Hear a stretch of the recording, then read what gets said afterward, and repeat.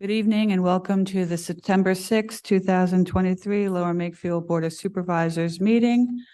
Call the meeting to order, and I would ask that you join me in the Pledge of Allegiance.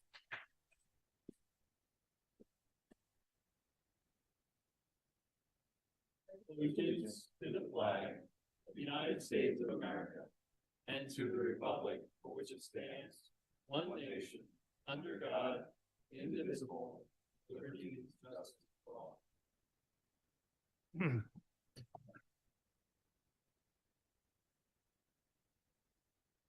Hey, James, are you here? I am. Thank you. John? I think so. Excellent. Dan? Present. All right, all four of us are here. We have a quorum. We are on to community announcements. Reminder, any youth organization or residents who have anything that they want to share in terms of community announcements are invited to call in at this time or to send an email to admin@lmt.org and we'll add it to the agenda. The LMT's EAC would like to let you know that they are trying to revitalize Bird Town program. I don't name them, I just read them. If you want to be a part of the local group, making Bird Town PA goals a reality in LMT, please contact Jeannie Bray at jjyardley56gmail.com. To remember the events of 9/11, we will be holding an event at 8:30 on the morning of September 11th at the Garden of Reflections at Lower Makefield Township Memorial Park. There is not going to be an evening ceremony this year.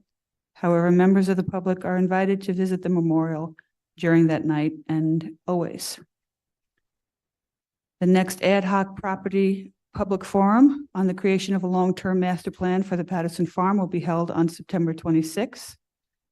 Please participate. This is a group that's been working hard to come up with usability plans for the buildings and try to figure out how we can manage that property within our current constraints. Kim Rock, who is a resident and a member of Parks and Rec, is holding a shredding event for the benefit of all residents on Saturday, September 30th from 9 to 12 over in the pool parking lot.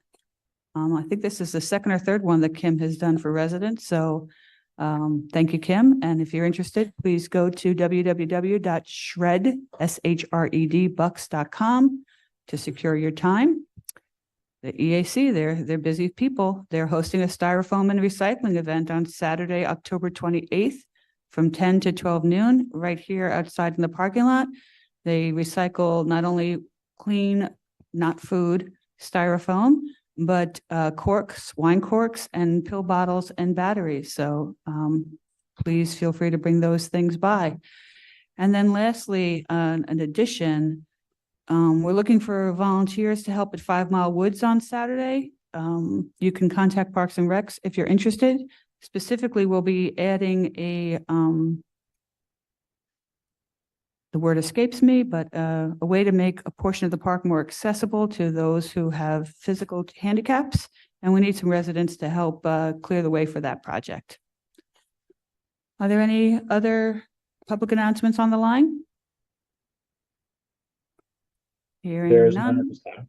Thank you. With that, we're on to agenda item number 6, consider approval of the minutes from August 16th, 2023. So moved. Second. The motion from Dan and a second by John. Any discussion by the board? No discussion from the board. Any public comment on the minutes? Hearing none, all those in favor of the motion, please signify by saying aye and raising your hand. Aye. Aye. Motion passes 4-0. We're on to the engineers report, and we're going to be adding an item C, which will be an update on the Big Oak Road pedestrian crossing. So that's just a heads up. If anybody wants to talk about the Big Oak Road pedestrian crossing, that'll be addressed during this item. But we'll start off with A, which is consider escrow release number 8 for the Prickett Preserve to ELU Deluse Yardley LLC, DeLuca, I believe that is, in the amount of $626,985. So moved. Second. Thank you. We have a motion made by Supervisor Lewis, seconded by Supervisor Grenier. Any comment from the board? Sure. Go ahead, John. Dan? My usual question to the engineer and to township staff is to make sure that all work has been completed to satisfy the agreements so that the escrow can be released. Your satisfaction? It is, yes. We confirm these items that are for release with the inspection team, and they are completed and ready for payment. So this is the work that's to date completed on the site. Thank you. How much do we have for residual? Because I know that's your question you normally ask it. We still have a, Yes, that's my follow-up question. Are you asking? Okay, thank you. So the remaining financial security is after this payment would be $2,207,394.50. Any other questions? Any public comment? Hearing none, all those in favor of the motion, please signify by saying aye and raising your hand. Aye. Aye. James? Okay, motion passes 3-0. I'm not sure what happened with James. We lost him, but we still have a quorum, so away we go. 6B, an update on the Woodside Road multi-use path. Thank you for the Woodside Road path, and we appreciate the residents' patience as the construction has continued. We've had some progress very recently here in the push with both the contractor and also the utility relocation. That's a big part of resolving a couple of the remaining issues for the punch list there. We met with the contractor last week. Went through really A to Z, everything that's remaining for them to address, as well as coordinate with our office and township to reach the project to completion. They did address items that they had identified when we met with them to be done by yesterday, right after the holiday. That included cleaning up some areas that had some of their, snow fence protection had deteriorated, some areas of the pavement that had a sinkhole that they addressed, leveled that out, restored that. Really just tidiness and cleanliness of that project site. We made sure that they were addressing that immediately. Upon inspection this morning, those items were observed. They did in fact address those. We do have a site walkthrough of the entire project site scheduled for tomorrow. That's between our office and the contractor, just to both visually look at some of the items they were a little unsure about on the punch list together, so we can get those addressed as quickly as we can. As far as the utility poles are concerned, the latest correspondence we had with Verizon, the owner of the poles, is for us to just clarify some of the moved locations of those for them, which we met with them already on, but they wanted on paper a nice clear plan on that. That's being provided to them, and we're looking to follow that with a meeting with the utility companies, our office, the township staff, to get a more firm schedule from them on when that can be done.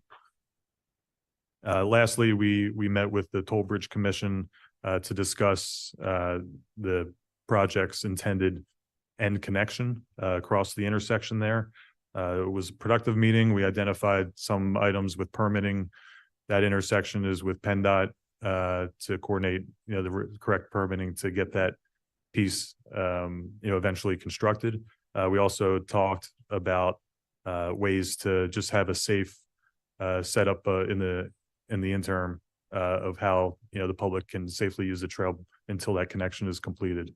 So we'll continue to work with staff to identify the next steps on getting that permitting set up so we can complete that connection to the Toll Bridge Commission's trail. Be happy to answer any questions. Go ahead, John. Chair. First on the sinkhole, there was a recommendation for a retention wall in that one section. How was that addressed? The sinkhole, well, just to clarify, the sinkhole spot that I mentioned, that was an area that just had the settled sub base underneath. It was a different spot than I think you're referring to, near the basin there. Yep. Yeah. So that sinkhole, if you will, that settled area was addressed just by recompacting what needed to be done underneath, level it off. And when they do some final paving, they'll repave a nice wearing course on that. Along the basin, that's an area that we're definitely going to take a close look at together tomorrow. The slope along where the trail side is going down the basin is where it's, basically broken off at parts and deteriorated. The contractor had constructed the trail a bit higher than what was on the plans to avoid too much of a difference between where the roadside curb is and where the trail is. But as a result, the trail is higher so that it slopes more into the basin side. So we're going to take a close look at that. There's a couple options to address it, whether it's armoring the side that's kind of fallen apart or to redo the trail more like it was on that grading plan. So we'll resolve that and have them address that as quick as we can. What time are you walking through tomorrow?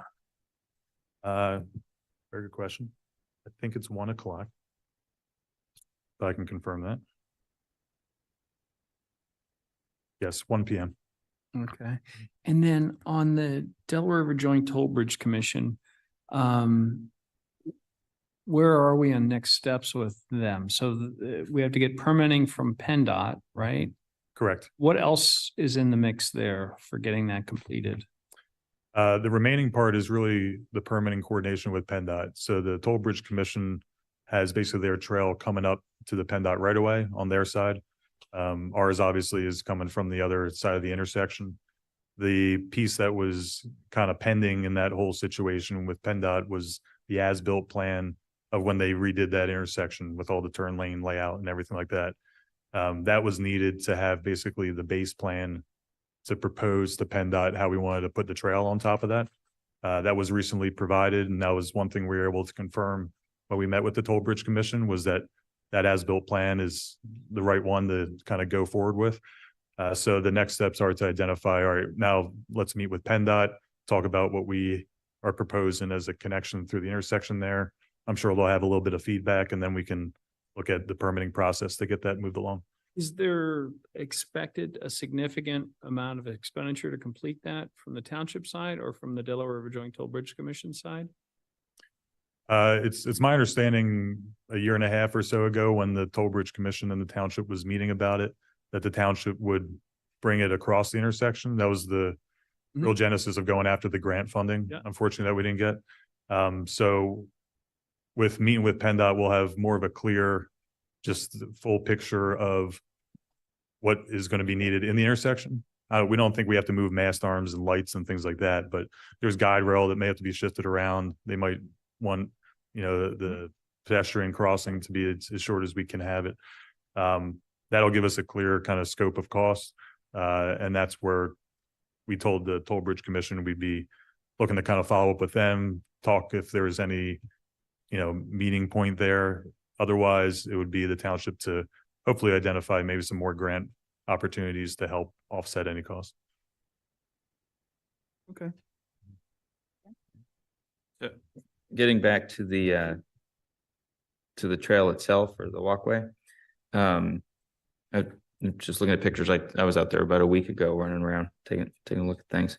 That same slope by the basin, I was a little surprised that there's a lot of silt sock in general out there. It's kind of old at this point. It's kind of falling apart, and A lot of it's falling apart. you can see the mulch. Yeah, but there's no silt sock at the basin itself where a discharge could occur. So I think we need to keep an eye on make sure that the contractor takes care of that, so we don't have any compliance issues from a conservation district perspective, and just protect the basin. Absolutely. Secondly, and I'm curious to see what the fix is going to be on that, because it is pretty steep slope right there, and it is right up on the edge of the top of the basin. So I hope they remediate that. Just downhill from that, I believe there's an inlet where there's a pole also right there, and it looks like there was some sort of cut that occurred within the walkway that's now just filled with gravel, and it's not walkway, it's not pavement. It's Right. 5 feet wide, maybe for the They entire put way. the fence back up around put- that spot, but yeah. it's basically you have to go around. If Yeah, you're yeah. out there. Yep. So what's going on with that one in particular? What was the issue there, Well, the pole relocation is really kind of the catalyst of driver? getting that one resolved. But that's one we intend to look at with them to see if there's anything in the meantime to have folks be able to go around that a little easier than getting off and going around the snow fence that's there. And then probably closer to the golf course, I forget, closer to the golf course entrance, maybe a little bit west of there. There was a section probably 50 feet long where there was no grass growing, there's significant rutting. It looked like someone may have taken a big truck through there or something like that. Has that been fixed? From this morning, they still said they need to like rake it and smooth it out. So Probably seeded as I would well. expect that if they still have that pending by tomorrow, we'll, obviously push them to get that done, but they did identify that as needed to be repaired on their end. Not that they made the ruts, but they would repair it because it's still in the project area. And then not necessarily part of that project, but in that same area. And I think this is Bridge Commission work, but Woodside Road itself seems to be settling some type, just, I don't know, for those of you that drive that more than I do. Just running down the hill, you could notice that you had this waviness to the road. Has that been, Derek, you might know better, has that been communicated to the Bridge Commission? Yes, that's been communicated with the Bridge Commission. Obviously under the warranty, their engineering team's aware of it and knows what's going on. They're trying to develop a fix. It's probably a bond failure of some sort. And when you have truck traffic or car traffic stopping, it's actually sliding the asphalt on the sub-base asphalt. So they're aware of it. They just got to come up with remediation and fix it for us at this time. How do we keep them focused on it, given that the weather's going to start changing and that's a pretty steep slope right there? Yeah, I could reach out to them and see what's going on. I know Andy originally had the conversations with him back. He witnessed it before I was even on board, but no, I could bring that up and see what's going on, get status updates. Appreciate that. Thank you. James, do you have any questions? Not at this time. Okay, any public comment on the bike path? Any public comment on the line? There's no public comment at this time. Okay, well then, Dave, do I need to make a formal motion to add it or? Unless do we there's just- action to be taken, it's just informational, I think. So I don't think you have to make a formal motion. We'll just note that the minutes and, well, the agenda should be published tomorrow and include item C, the Big Oak pedestrian crossway in the Regency area. Is that correct? Yeah, we're just giving an update on it. Okay. So, Yep. I don't know how we want to So proceed. Isaac, Derek, I know your firm's only doing construction observation on that. I don't know if you want to provide any update on that or whether you prefer Derek to do that, or myself to do that, or Chief to do that. I can start a little bit, I Okay, guess. And all right, sounds good. Add to that. I know the latest field meeting, if you will, was held at the site. Our office was there, township staff, the designer, the township traffic engineers. So it was kind of a whole look, at least police and fire were there as well, to the concerns that are happening with just the vehicle turns and traffic there. So coming out of that meeting, I know there were a few kind of options with the observations that we're seeing. And with the traffic engineer's guidance, I'll kind of turn it to you from there. But I know that coming out of that with all those eyes on it, there's some thoughts on how to proceed. Sure. So again, just as a sort of follow up to that or build upon that, as Isaac's mentioned, SAFE, the township's consulting traffic engineer, is looking at the issues that have been raised primarily by the residents of Yardley Woods as it relates to the dedicated right turn lane into the development. We've met out on site a couple of times at this point. Really, no sort of determination at this point in terms of what specifically to do, but it is under review. And I know there's folks here that probably want to share their perspective on that issue with the Board of Supervisors. So Derek, I don't know if you have anything else beyond that at this point. Do any supervisors want to make comment before I open it up to the public? I don't think so. Okay. So then, so I'm just going to talk for 1 second, sir, before you say anything. Pre-COVID, the way this would work is people would line up in the middle of the room there. And that way we had an idea of how many people wanted to speak. I don't know that we have to return to the line, but it gets really hard for us to tell when we're done with public comment on something. So I don't know if we want to raise hands for the next person, or if we could try to come up with some, formalized way to move forward. But would you please state your name and whether or not you're a resident of Lower Makefield Township? Yes, my name is Jerry Wall. I live at 3 Griffin in Yardley Woods. I'm the president of the HOA. And we're here, as you know, to discuss the communications we've had with the township regarding the turning lane and subsequent conversations we've had last Thursday with Dave and some of the other representatives of the township regarding the sidewalks that were put in. It's our understanding that this was funded by us and by the Regency residents through a assessment for the developers of $1,600. Okay, so I was misinformed. Is that? That's what we were told last week. So. Yeah, go ahead, John. Funny, my understanding, the funding source of that is a result of litigation involving the residents against Matrix with Matrix. And there was a settlement fund to be used for infrastructure in that area. And my understanding is that's the source of the funding. Am I correct on that? I believe it was the assessment that Jerry, I think there were settlement proceeds as a result of that litigation, but I think part of that settlement was a per unit assessment. And Yeah. Dave Truelove may be able to speak to Yeah, that no, a little bit more. That's correct. It's, I don't think it was assessed against your units as you bought them, but it was assessed against the developer as they were. So I'm not saying you're wrong. We paid Let me- indirectly. We didn't Yeah, pay I'm not directly. saying they didn't pay for it at some form, but I think when the settlement agreement occurred, the developers had to pay $1,600 per unit once they were built. And then That- So Yeah, so my, Good. go ahead. That agreement predates all of us on the board. It involves a third party, it predates you. Yeah. It involves a third party that was the litigant in that case, so not the township. And that was the settlement that those parties came to as part of a condition for building in that area. So when you say I was assessed, that's a result of a community group that had entered into litigation and had resolved that litigation. And the township's role was not to set those rates because that was set by the court.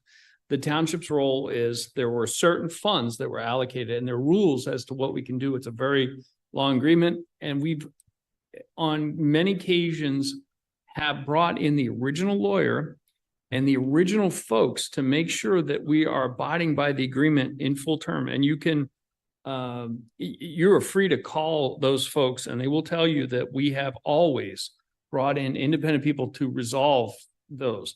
The board did not specifically say, hey, you pay $1,600.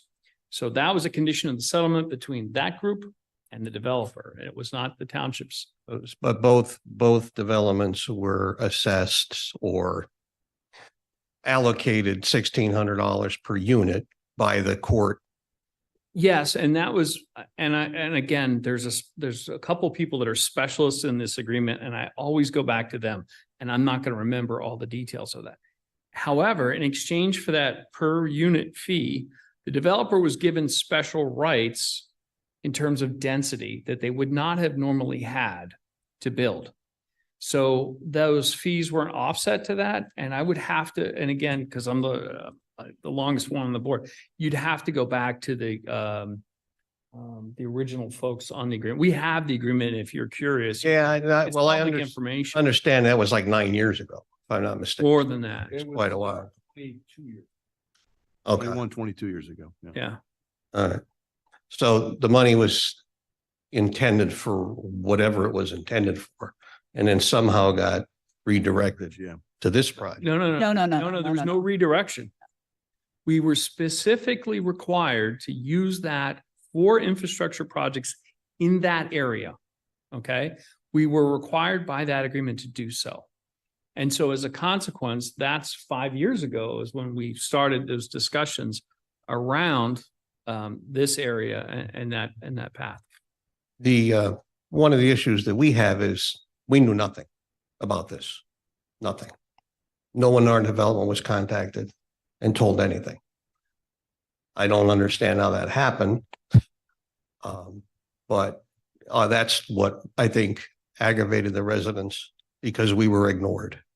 Like all of a sudden we came out and this work, we weren't notified, and you're working in front of our property and changing our driveway. Madam Chair, if I could, I don't Yeah, I feel uncomfortable. no. it- I think that you are the expert on this, on the board. So Yeah, I appreciate so- your, This has been over 5 years of meetings and discussion. And when did you move into Yardley Woods? Well, I'm there 3 years 2 years. and I'm president of the board 2 years, and no one in the development knew anything about this.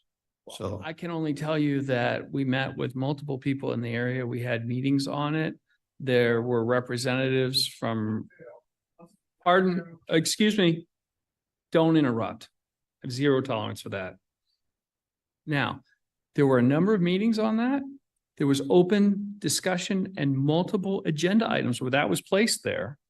And people had ample opportunity to review the township's agenda and watch it on TV. And you saw when we went to go to bid for that as well. well, if we were looking for it, if we were aware of it. But I was here a year ago for another issue that Right. didn't get taken care of, by the way. And I mean, at that time, didn't know anything about it. Shouldn't we have been contacted at some point? Like in the last 2 years or 3 years, and said, hey, we're coming to put sidewalks, we're going to rip your driveway out. I mean, I don't understand how that happens. When we do road improvements, Mhm. right? We don't send notifications to everybody's road that we're improving, do we? Until we're ready to, unless we're inconveniencing them. Well, so I guess what I do appreciate Supervisor Lewis's knowledge and expertise, and I do understand that this has been, I'll use the word inconvenience. I don't know that that's a good enough word, but I'll use it anyway. That all being said, we'd like to continue to listen to you.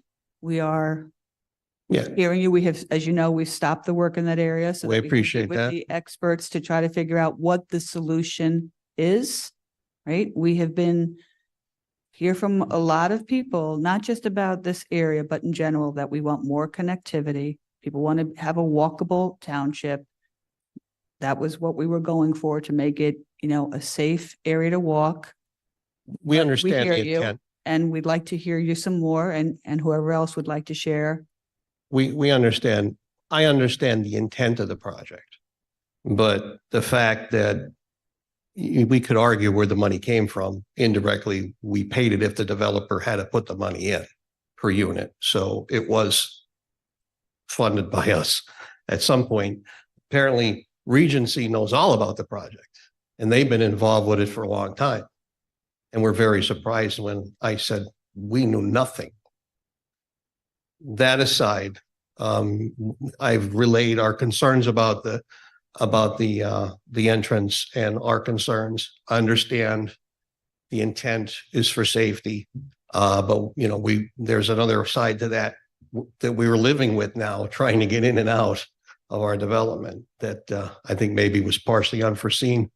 The other issue, though, is that was dropped on me last Thursday was not only didn't we know about this, but now we have to pay to maintain it. We're 62 homeowners. And oh, by the way, we weren't going to tell you, but you were going to tell us we had to take care of it. I don't understand how something like that happens. And I'm gonna ask our township manager about this. So in Lower Makefield, any new development is required to have sidewalks. And that is correct. It's a requirement of the And subdivision land. the way development the ordinance, yes. code has been, And we have sidewalks. We've had you approved the project with sidewalks. It was already approved. It's done. This has nothing to do with what was approved that I have. For the again, development. getting back to the settlement agreement that predates all of us by many, many years. One of the issues with your neighborhood and the neighborhoods around you is that a lot of those decisions were made by a judge and not by townships, not by land use planners, not by people, not by engineers, right? So in some ways, we're all stuck with the outcome of those decisions that were made by a judge as it relates to the settlement agreement. We've come up against not necessarily this particular issue, but other issues where we kind of scratch our heads saying, why do we have to do that? And it goes back to the settlement agreement. So I understand your frustration. what I'm also curious about, because I understand the safety issue. What I'm wondering is, we had a traffic engineer do the original design, or transportation engineer, traffic engineer, do a conceptual design. And then we had another engineer from a big firm, engineer of record, do the final design to get it, who also oversaw construction. At any time, did either of those groups, who the engineers of record, raise an issue with safety with respect to this? I understand what you're coming from. I just want to get to the bottom of why.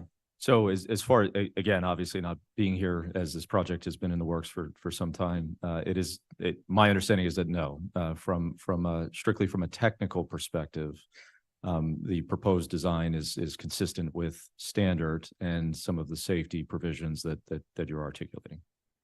Yeah, so that obviously isn't how it, perception in the field, let's say, when you're trying to get in and out of there, folks don't feel safe, is what I'm hearing. That's probably an understatement, but just to get to the bottom of it, right? So maybe I'm jumping the gun here, but what can we do other than, to address the issue? Has the traffic engineer, has the engineer of record made any recommendations based on these? Yeah, so I mean, one of the options would be, again, the restoration of the dedicated right turn lane into the development. So the removal of the bump out, the restoration of that as a means to access the Yardley Woods subdivision. So that is an option that is available. Obviously, that would require the removal of the infrastructure that was installed. Again, that installed infrastructure, based on the traffic engineer's professional opinion and standard, is there's no technical issue with the design, but there would be the ability to potentially remove that infrastructure that was installed and restore that dedicated right turn lane. That would be an option. Now, there may be, consequences with that, as I understand it, and perhaps those that have been here longer can speak to. Part of the effort there was to reduce roadway width and in turn reduce speed. And that's also part of the justification for some of the both the bump outs as well as some of the additional sort of concrete islands that are in that area. Speeding, and again, Chief can speak to that probably better than anyone in terms of just overall rates of speed on that roadway. And so, as you said, safety, both in terms of pedestrian safety, but also vehicular safety, was contemplated by the proposed design to try to reduce roadway width and in turn slow down traffic. So I don't know if you have any comment on that. Yeah, just so the board is aware that several years ago, Middletown and Lower Makefield got together and we reduced the speed along that stretch from 40 to 35 miles an hour because of the high rates of speed that vehicles were traveling. The whole idea of safe engineering's concept is really traffic calming and to make it safe for pedestrians to cross that street. They're going to provide a refuge area along the roadway so pedestrians could stop, get out of traffic, and then make their way across the street. Derek and I went out to that location as a result of some complaints we received from the residents. We sat there for quite some time on several occasions, and it was our opinion that because there's only one way in and one way out of Yardley Woods, and the way a vehicle has to actually go all the way to the center line of that roadway to make a left-hand turn or a right-hand turn, that we believe that it's very unsafe because you have vehicles traveling from Middletown Township across the railroad tracks and around a bend and coming down that roadway rather quickly. And a vehicle cannot get out of that quick in our estimation. And the same thing with making a left-hand turn that eliminated one lane, turning lane. So that means that traffic traveling towards Middletown Township and making a right-hand turn into the development of Yardley Woods would now have to completely stop traffic in back of them. which causes people to be very impatient, start blowing their horns at the residents, and maybe even potentially go around to another lane, causing a traffic situation. So we met with, as the manager said, we met yesterday with the designer, safe engineer, and he looked at it. He went out. He also went on site and viewed it. And in his opinion, that there is a potential for removing that bump out and restoring that turn lane, turning right into the development. Other than that, nothing else has been determined at this point. We're still talking about it. We're still discussing it. We're also looking at it from a safety point, from the fire department's perspective, as far as both regions, both Regency and Yardley Woods, to getting into that development safely and quickly. So I guess in short, it's a work in progress right now, still in discussions, but we hear what the residents are saying, and we want to make it right for them again. Well, we appreciate, Chief, we appreciate you taking the time and showing that we aren't crazy, because there are others that I've heard like, oh, you know, they thought we were being ridiculous. And I had the same experience where people are swinging out around you because they have no patience where they shouldn't be. And if traffic's coming fast the other way, you know, I've been there 3 years that I wasn't aware of. There's never been an accident. I sure don't want to see one. So, I appreciate, you know, the efforts to correct it. Not crazy that still don't understand how, if this was in the works for 20 some years and we just got built 6 years ago, it wasn't incorporated originally. So just to be clear, not in the works for 20 years. There was a settlement 20 years ago that the township was not a part of that said they wanted, as part of the settlement, there would be improvements in this area.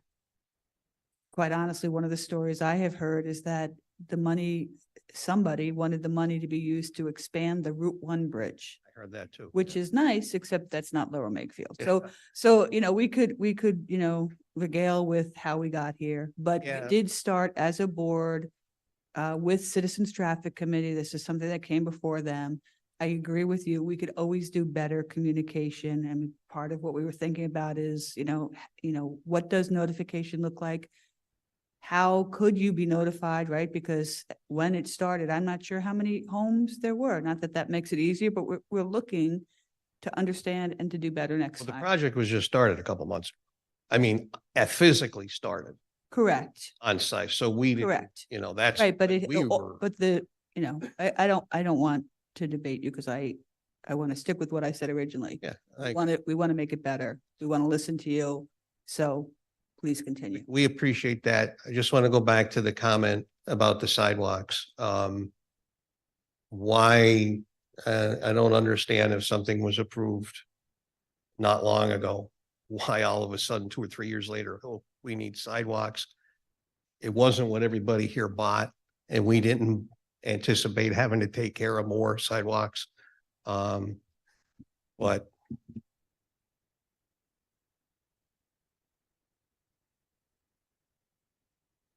you know, we will look at that. I mean, I do understand that maybe those sidewalks have existed on paper longer than you are aware of, yeah, but we have, can't answer questions right now. I understand. What we can do is listen and try to get answers I and get back to you. I could tell you that the drawing we were given when we all bought, we got, I'm sorry, we got the plan when they weren't in it. So, and that's not that long ago. So appreciate you taking the time to hear us. Appreciate your efforts to fix this for us. Thank you very much. Thank you. Yes, come on up. Just state your full name and whether or not you're a resident of Lower Makefield. Yeah, I'm resident of Yardley Woods. Your full name, if you could spell it. Elena Ducat and 36 Griffin Way, Can you spell your last name for me, please? DUKAT. Thank you. Okay. What I can tell about this pedestrian crossing. How many do we need in this short stretch? It's number one. How many pedestrian crossing do we need? You know, we're not downtown Philly. on each intersection to have pedestrian crossing. That's number one. If you could please try to stay by the mic. Yes. Just so that everyone understands. just there's my somebody reasonable, who records all this and translates it. thoughts. So that's Yes. why. Plus, again, listen that it's township or judge requirement to have sidewalks for every community. I love it, it's great, but exactly across us and other community with townhouses, they don't have sidewalks. And again, I am the person who pretty often walk to Toast Brothers community. I actually cross this road. We like to walk in park or sometimes go to CVS, you know. I don't go like when it's rush hour, definitely. It's evening after work on weekends when the traffic much slower, you know. But I never saw anyone from Toast Brothers ever crossing this road at all. You know, we are go there because we don't have walking area, you know, our like 0.6 mile from one cul-de-sac to another cul-de-sac. Sometimes we go through park zone and can reach Oxford Valley sidewalks, you know, we also want to exercise. But again, not every community has it, you know, and we just 62 units to even maintain it. And again, having pedestrian crossing, it doesn't mean that cars stop and let you go. Sometimes it's 35 miles an hour. They can't stop physically, you know, they thought something else, you know, not very patient or, you know, it doesn't mean I'm crossing this road using my own judgment, you know. That's all. Not very often, once in a while, but, you know, at least 2 sidewalks. Not sidewalk, 2 pedestrian crossing, it's absolutely not necessity. And we can restore our intersection. If those brothers want to get to their clubhouse, they can go to Locust Drive, cross the road and go. There is no sidewalk anyway, and property is for sale in that corner. I mean, they still don't have way to go there. It's just my comments because I'm really, you know, thinking about and why to. Thank you. Okay. Come on up.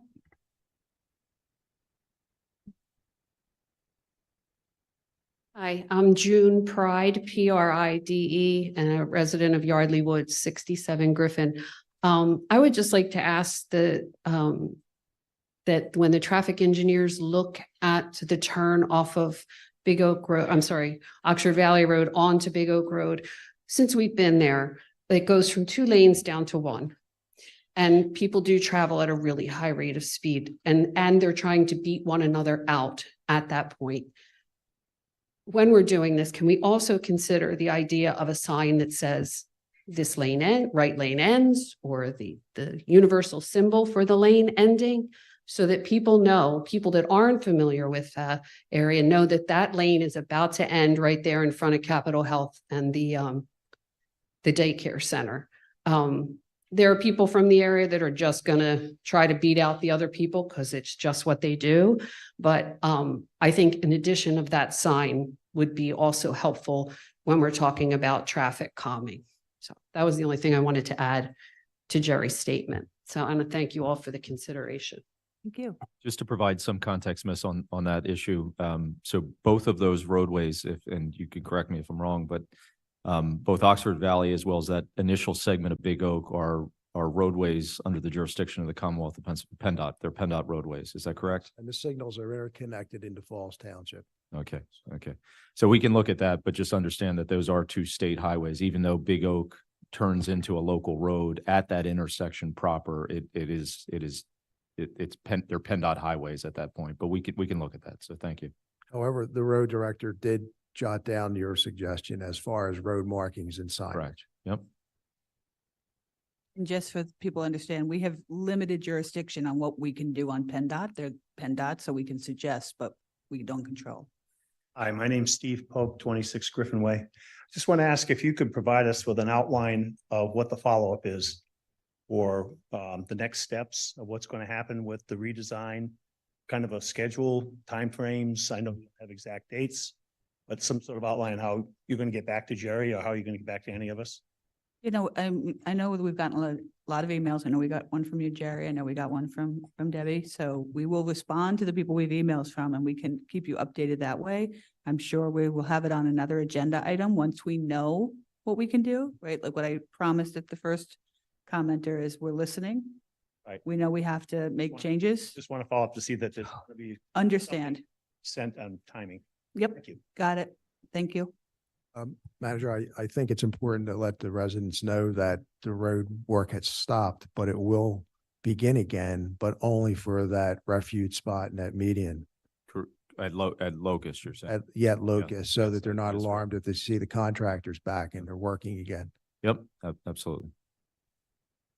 I know we have another gentleman who'd like to make some comment. Your full name and whether you're a resident of Lower Makefield, please. Excuse me. Hi, my name is Dana Simeon. It's Simeone, 68 Griffin Way. I appreciate the comments and the understanding that we're getting here.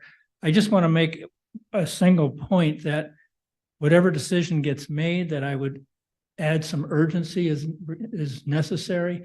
It's a very unsafe situation right now. The cones are there. The sidewalk itself is very dangerous because it drops off precipitously on either side, several feet.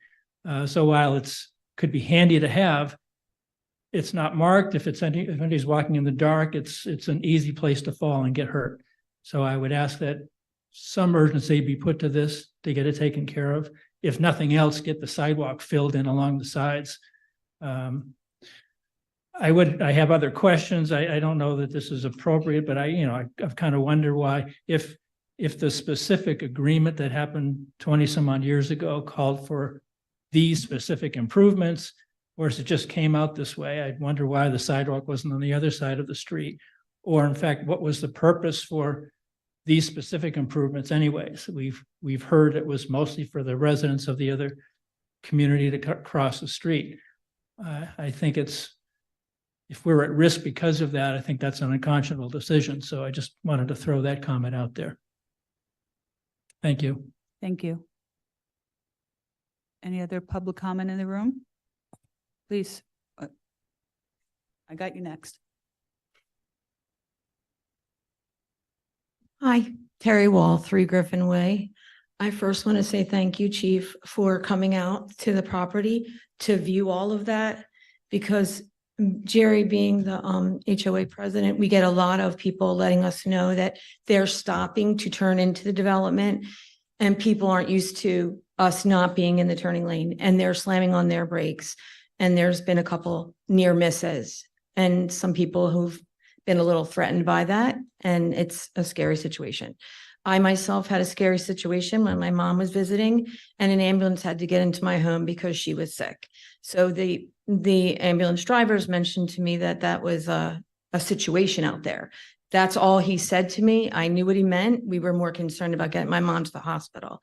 The second thing I wanted to ask is if anyone slips and falls on the concrete driveway sidewalk, who's responsible if they get injured? I don't know if we can answer that at this point. I'm not going to say the township's not, but that's part of what we have to do in evaluating the plans and everything else that we're talking about tonight. So, and I'm not going to say that your community shouldn't be concerned about the potential. I'm not going to say, so I'm not going to opine that there's absolutely no potential liability. We have to look at that, like Okay. everything else. Appreciate you all doing that. Thank you. Thank you.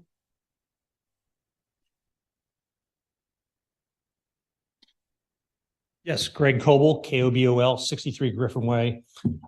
Just a couple of things, and I know it's hard to imagine right now with it being 90+ degrees outside. Winter maintenance is going to be a nightmare out there. Each one of those islands is going to create a trap spot for runoff, potentially creating ice, and that could be an issue. The snowplow drivers, I know the township is responsible for that. You're tired, you've been up for 30 hours, you're plowing. If they hit the pump out or they hit any of those areas, it could potentially damage the vehicles. Secondly, instead of static signs at where the safe haven is going to be, if we could possibly look into rapid flasher beacons so people don't become just so accustomed to seeing a static sign, and possibly the RFBs would be much more advantageous, similar to what was put up at roll-offs. That's it. Thank you. Thank you. More public comment in the audience? Is there any public comment on the line? Yes, we have two callers in. Would you let the first one in, please?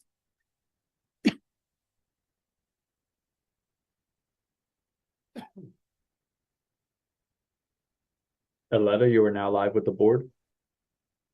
Would you Hi, please state thanks your very full much. name and whether you're a resident of Lower Makefield, please?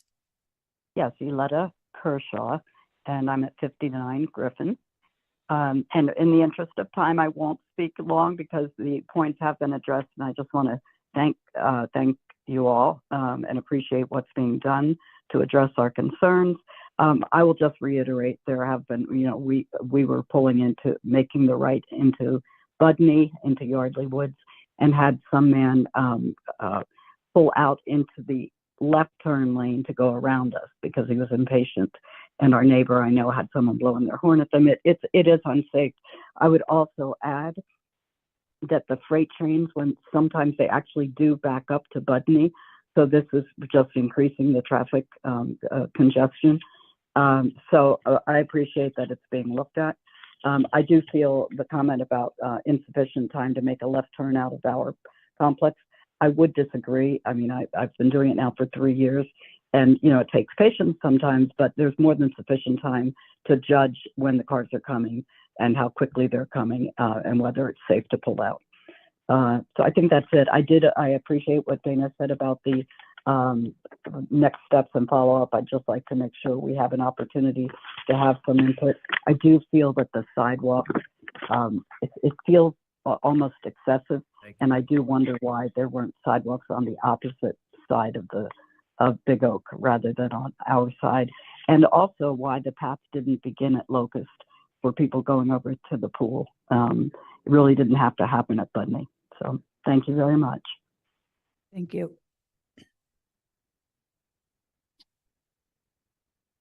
Next caller, please.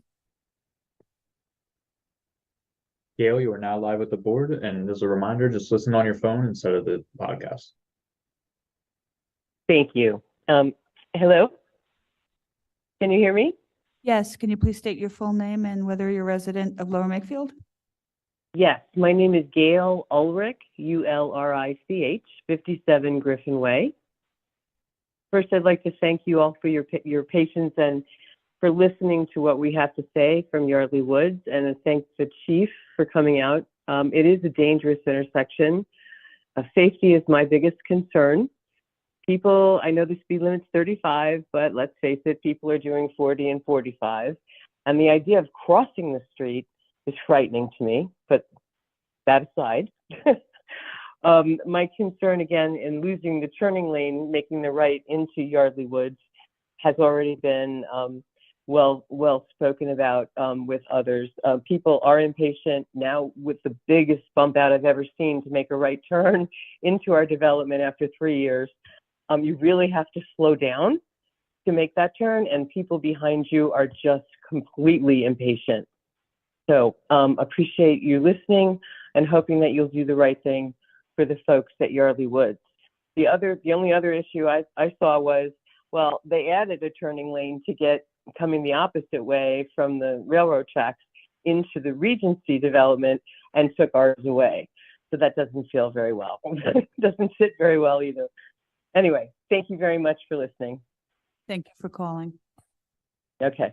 Before we close on this, I just want to say that the township manager and Derek, the road public works director, was out there numerous times on site coordinating with the engineers and talking with the residents also. So Thank you, Chief. Thank you. Okay, so if there's no more public comment on this, we're going to move on to agenda item number 7, which is public work. So people are, if you'd like to leave, you're welcome to leave. We'll give you a few minutes. See you tomorrow, Jerry.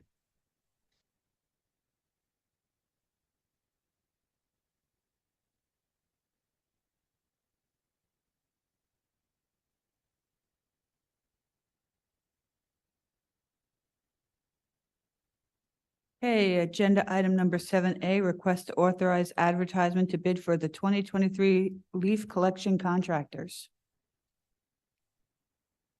Yes, so before you, obviously, just like in years past, would just be at this point in time to authorize to receive bids for our leaf collection contractors. Is there a motion? So moved. Second.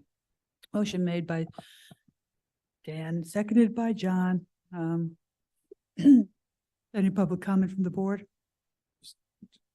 Just for clarification, this is just to put out an RFP to get bids. This is not to authorize anything. There are no bids at this point. We're just gonna start the process, right? That's correct. That's all. Thank you. No. Anything you want to say? James? Any public comment? Nope. Any public comment from anyone in the room or on the phone? No. So with that, all those in favor of the motion, please signify by saying aye. Aye. Aye. Okay. Next item on the agenda is item 7B, request to authorize advertisement to bid for the 2023-2024 snowplow contractors. So moved. I get a second? Oh, second, yeah. There you go. Any, take your sips. Any comments from the board? I'll ask the same question. We're just going out for RFPs. We don't actually have a bid to authorize or anything like that. We're just starting the process. That is correct. Just our request for bids. Okay. Any other comment from the board? Any public comment? Anything online? Hearing Nothing online. Oh, no one online? Okay. So I'll call the question. All those in favor? Aye. Aye. Aye. Opposed? All right. Motion carries 4-0. Can I kick it back to you? Keep going. Can we keep going? All right. Backup quarterback comes in. Item 7C is consider award of the 2023-2024 Bucks County Consortium salt bid to Sylvie Concrete Products, DBA Riverside Construction. Mr. Chair, I move that we award the 2023-2024 Bucks County Consortium salt bid to Sylvie Concrete Products doing business as Riverside Construction. Anyone like Second. to second? Huh? Oh, All right. I guess I'll open up the board comments, questions. You got any? sure, Derek. What's the price? It would be $66 a ton delivered to the township. How's that compare with last year's? $1.76 cheaper. Went down. Last year we were at $67.76. So it actually decreased. Any other comments or questions from the board? Any public comment on this one? Anyone online? There's nobody online. All right, that being said, all those in favor? Aye. Aye. Aye. Aye. Any opposed? Hearing none, motion carries 4-0. Let's see how long I can hang in for. All right, we're moving on to agenda item number 8A. The manager's report and the first update, please. Sure. Members of the board, just to provide a brief update on sort of flash flood response relative to the storm that occurred on July the 15th of 2023. Derek, if you could just start perhaps and just update the board members of the public regarding the repairs to the canal and then the rear yards at 18 and 20 Mapleville and the replacement of the pipe within the existing drainage easement between those two properties. That would be appreciated. Sure, absolutely. So obviously work has continued on between those two properties. The head wall has been set, which is the outlet of the new pipe along the canal. The canal embankment's been armored, approximately I would say about 90% complete on the armoring of the canal, and the pipeline has been ran from the canal between the homes and is about 60 feet shy of the street as of today, this afternoon. So the contractor has about 60 more feet of pipe to do. He intends to complete the pipe work and tie it into the existing inlets inside Mapleville Drive by the end of the day tomorrow. And that leaves him with Friday finishing off the soil fills between the property out and in the backyards, and hopefully by Monday have everything topsoiled. By the end of the day, Monday, have everything topsoiled and begin the restoration process of seeding and things like that. So the contractors made some significant progress. Obviously a little slow between the homes just for tight confines, but they're looking optimistic to be hopefully wrapped up major construction by end of day Monday. Then just some additional updates, just in terms of some of the other work, and there is an agenda item 8B that relates to this work as well. But the correspondence that was requested to be sent to both the Department of Community and Natural Community, or DCNR and DEP, was sent to both of those agencies. Again, with a request for consideration of the ability to install an additional 30-inch pipe adjacent to the existing 30-inch pipe that's discharging into the canal. DEP has responded at this point, indicating that they are not inclined to permit the installation without additional study, so not as part of the emergency permit process, but would require an additional process for the township to be able to do that. DCNR, we had our standing meeting with DCNR on Tuesday. So yesterday, they will be providing a formal response as well. Again, I'm not sure that they're going to be inclined to permit it at this point, but they did indicate that they're hopeful to provide some direction to the township as it relates to sort of what they would need to see from a study perspective to permit the additional discharge into the canal as the property owner. So that's where we're at with those two agencies. Be clear, sorry, don't mind. Just to be clear with DEP, they issued an emergency permit that initially that allowed for the second pipe from their perspective, not the DCNR. Correct. And then since meeting with DCNR, they decided to rescind that permit and reissue a new emergency permit that did not allow for that second pipe. Correct. They said the installation of the additional pipe is not consistent with the scope of what a typical emergency permit would look like. So if we would have been presumably discharging somewhere else, we would have continued with the work that was approved as part of the emergency permit. Is that what you're going to say? I mean, any other circumstance, if it wasn't DCNR we were dealing with, if it was our property, we could just gone and built it, and they, Yeah, I mean, the original. yeah, That just makes no sense to me. So, no, so so DEP has responded, as DCNR has not yet issued a formal response. Is that correct? They have not issued a formal response at this point. Do we know if they plan to, given it's been at least a few weeks? They do. They said within the next, what did they say? Probably week, 2 weeks tops at this point. So again, based on that response, I would anticipate that they're not going to permit that. Again, the regulatory agency has said that they're not going to permit it, so they're not going to counter that. I do expect that they're, based on what was conveyed to us in that call, that there will be some direction provided to us that could be helpful in terms of pursuing some additional outfall in the future. But again, we haven't seen it at this point. And in terms of direction, we're dealing with at most, and correct me if I misspeak here, but at most a 20-acre drainage area that flows to that particular. Correct. And again, we verbally conveyed that again on the call yesterday, that we're talking about, a 20-acre drainage area.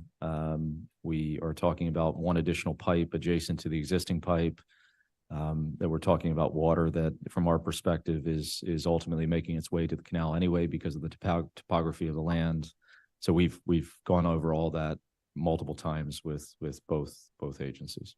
Seems absurd to me. There's, yeah. It's mind-boggling as someone who works in stormwater management to have these responses for such a small drainage area when we're not changing the drainage. And I know I'm preaching to the choir here, but it's just ridiculous. So getting back to, since we're doing status update, what's the status of Derek? I saw the crews out there over the weekend cleaning up the stream across the street, just north of Mapleville.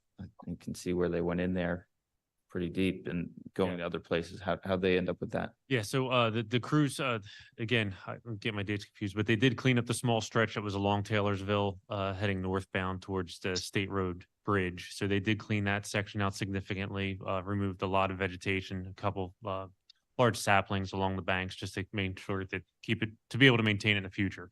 So they did spend a good deal of time on that.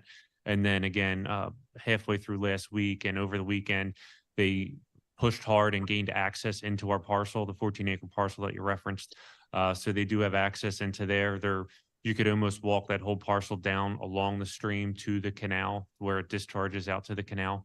And for the most part, they have a little stretch to go, maybe another day, in order to get larger equipment in there to remove some brush and debris that is in that stream section. So as of now, they've been heavily working on just being able to gain access. It was that overgrown, that wooded, that parcel, a lot of vines, things like that. So when it comes to the stream itself and stormwater management, so we're looking to see what the capacity of the stream is there. There's probably, my guess is there's a lot of brush that need to be cleared that may or may not have created some localized damming. Do you have a feel for whether or not there's significant deposits in the stream that we would need to go in and clean out via a DEP general permit, or is the stream fairly clean itself and that's not something we need to do? Besides, for what I can see as of yesterday when I walked it to check on progress, besides some wooded debris, a couple logs laying across it, there's not, that we witnessed on the section that we did remove sediment bars, there is not large sediment bars prevalent in that area visually right now until we dig into it and clean back a lot of overbrush. I would say, if anything, it's more or less wooded debris and brush that would be the restricting factor, if any, in that section. There's no large gravel bars per se in that Different section. scenario than across the street. Taylor's. Entirely different. That stream along that wooded area, it looks to be very flat. Appears probably man-made. Looking at historic aerial imagery, probably was man-made when the bridge was put in 1960s. So it's flat and just low lying. Again, there's some minor obstructions, a couple logs, trees sitting across it, but I don't see large sediment deposits sitting in there. All right, and then what's the status of the drainage improvements in the inlets that would be installed, most likely on Highland? On Highland, yeah. Isaac, I don't know if I know that's in your team's court, but I don't want to speak on.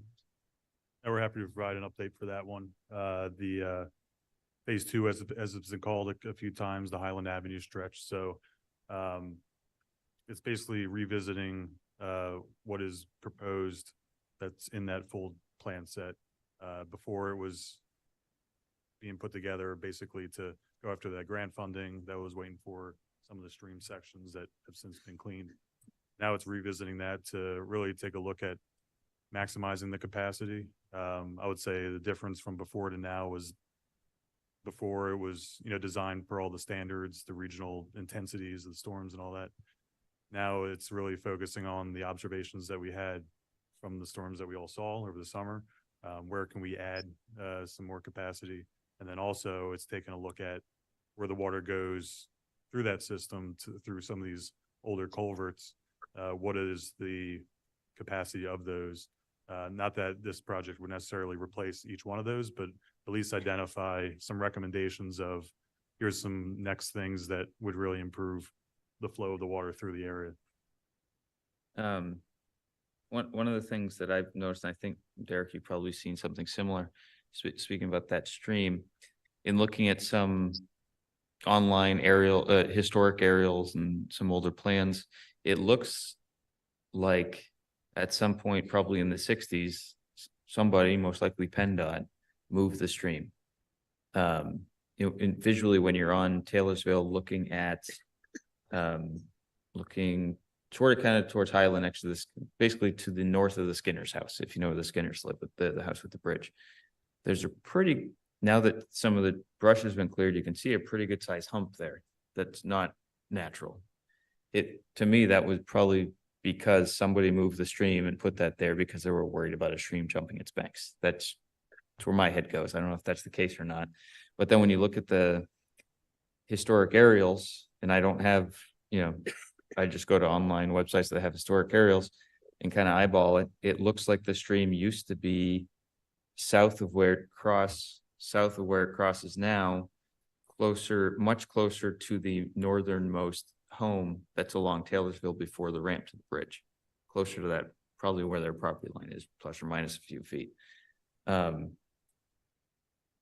Do we have any, I know that's in the sixties, it's probably Taylorsville's PennDOT road, that's probably related to 95 back then. What do we have that shows exactly what happened there? Because that's a more natural flow regime, maybe not perfectly natural, but that helps us to understand possibly what happened and possibly why it happened. And then if we start, I don't want to call it forensics, but it's kind of what it is. Once we start digging, what do we find out about, what can we find out about that stream and why it is where it is and flows the way it does? I don't know. I just said a whole lot there, but I don't know if you're thinking about that at all. Yeah, and to what Derek was, referring to, just the visual of it out there. If you looked at enough streams, you kind of can identify some things that are like man-made compared to a naturally flowing one. And you're probably right. It was probably, realigned. That's not too out of the ordinary for that, decade, that time when you wanted to put in a road or put in a neighborhood, just kind of move the stream out of the way or covered it up. So, obviously it's not done that way any longer. The DEP and all the regulatory agencies that we sometimes run into in these processes, really their intent is to avoid like major shifts in where the water's trying to get to. So I guess to your point, part of the process of looking into, some improvements in the area, you can't necessarily just put it back to where it was, that's kind of long gone. But to identify where the water's trying to get to and, see what ways we can, get it there without causing damage to properties and things like that. So whether it is identifying some spots that might benefit from, a berm or things like that if water comes up, but also, learn about the history will help us kind of identify where some improvements could be made to go back to some layouts that may have worked better in the past than they do now with development around a lot more than when it was moved in the first place. Yeah. Well, one of the things I think, Dave, we'd sent a letter to PennDOT, asking basically for some help with stormwater management along Taylorsville because there isn't any. Sure. Some more along Dolington where there isn't any because those are both state roads, and they basically said, sorry, not going to happen. I'm paraphrasing, but that seems to be about right. Yeah, I mean, they indicated that they directed us to a planning process in essence, and so that's another part of sort of my update is we did meet. So one of the sort of directions that PennDOT in the response provided was to look at the long range transportation planning process, and which ultimately feeds into the TIP, which is a multi-year sort of transportation improvement plan. And so we did meet with Evan Stone, the executive director of the Bucks County Planning Commission, to sort of better understand sort of the LRTP and TIP process here in the Southeast. We're going to be meeting with the director of transportation from Bucks County to talk about that and sort of pursue some of the paths that PennDOT has indicated as we would need to go through given limited, what they articulate as limited, financial resources, demands that are, beyond the amount of resource available and those kinds of things. So we did have that meeting with the county, and we'll continue the discussion with the county because they're sort of the conduit for that process. And so that's been done over the past 2 weeks as well. So that's another update there. I think I'd pass this one by you, Dave. One of the things, probably after our last meeting, maybe the meeting before that, driving home after the meeting, I looked and saw the Yardley Borough sidewalk that was built, right? Realized that when they built that sidewalk, they put in stormwater management, a lot of stormwater management along North Main Street there. And wanted to figure out, okay, well, how'd they pay for all that? And it's mostly combination of state and federal grants. So I reached out to Representative Warren's office to better understand, and to some folks I know that were on Yardley Borough Council to better understand how they went about that process. Because if PennDOT's not going to help us with stormwater management, that might be a way to actually get stormwater management and a sidewalk for that matter. So they put me in touch with, and I haven't talked to them yet, but I know, DCED, state agency that funds that type of stuff. See what options we might have in case a sidewalk that stretches from, say, the northern, what I'll refer to as the northern entrance of Mapleville down to the Yardley sidewalk that's gonna, I think their last phase is gonna end at across from Darlington. McKinley, thank you. Then we'd have one multimodal, multi-municipal. Yeah, we talked to Evan as well about that, again, as part of the LRTP and TIP process, but yes, we'll, I guess, meet with DCD's director as well to understand funding available through the multimodal transportation fund program that they administer as a potential solution as well. So that was a good suggestion. That just one piece of the solution. And I want to ask you about, I know the next agenda item is kind of, we dovetail into that about. Sure. I won't jump there yet. I was going to ask a quick question, Isaac, and to Derek as well. The project plans that we provided previously, are we on track timing wise, budget wise, and scope wise with what we said on those plans? And have we updated them for all the work that we've done in the last 2 weeks? 3 weeks. For the schedule? Yeah. Mm-hmm. I know that we've been, having that as kind of an active schedule to update it and kind of move to the right as we get through the tasks. Yep. The latest one that was kind of issued, I know it's been on track as far as preparing the permit documents and things that are related to the agencies. Obviously, some of the responses have taken longer, like the DCNR response that we're waiting on. For the other drainage projects in that area, that the Highland Avenue piece, we're looking to have kind of plans for township staff for that neighborhood to have a chance to see what we have for that within the next week or two here. So without having the schedule in front of me, I believe that the tasks are being tracked pretty well. Derek, I don't know if there's any others that come to mind. I think it's pretty good. But yeah, we may want to look at it's been a good resource and tool to refreshing it, updating it, Yeah. posting it, those kinds of things. But those are good signs in terms of if we're relatively close to timing and scope and budget, I think, continuing the tracking on that's important for those, who are in the affected areas of that, as well as the broader community as well. Yeah, I completely agree. And then having the schedule, was a excellent idea with all the different moving pieces really that are part of not only the immediate fixes, but the neighborhood in general will intend to continue to have that as a good tool and resource. Mm-hmm. So just to reiterate what you both just said, right, we're going to get that updated, reposted in a way that people can read it. So it's not like some kind of eye chart test. And it's digestible to the public so they understand what we're working towards. Yes. Yes, good answer. James, have anything you want to say? Nothing at this time. Public comment?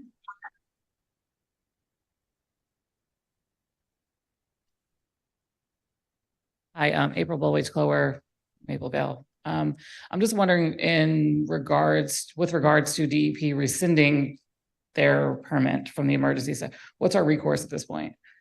Because the streams are great, the work, and Derek, we appreciate your crews being out there, and thank you for getting back to me about this back to school week and the intensity of what was happening this first day of school with trucks on our lawn.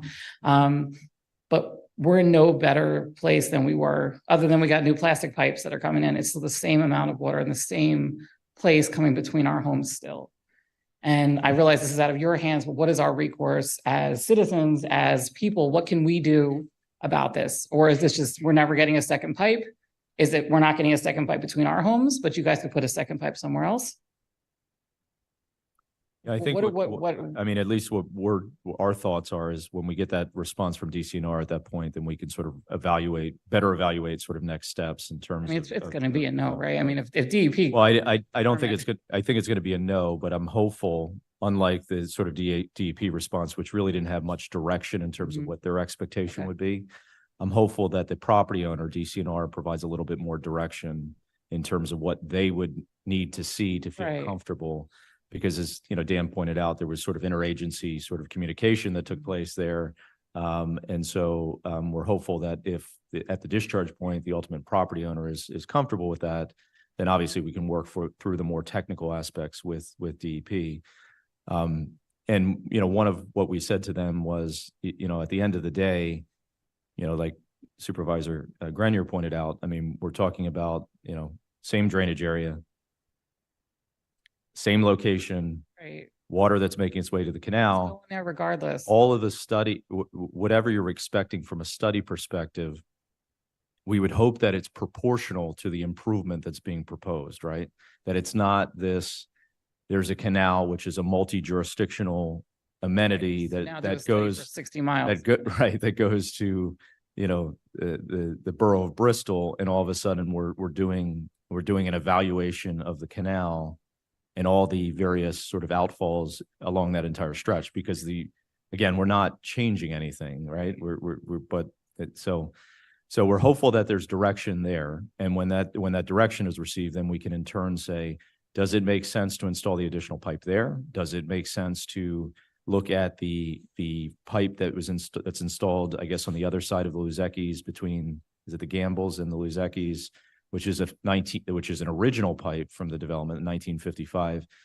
Is that where we have an existing outfall? Do we want to look at upsizing that pipe, for example, from a capacity standpoint? So those are all of the things that we're hopeful that DCNR will provide some direction that we can say, all right, here's the benefit, and here's the cost.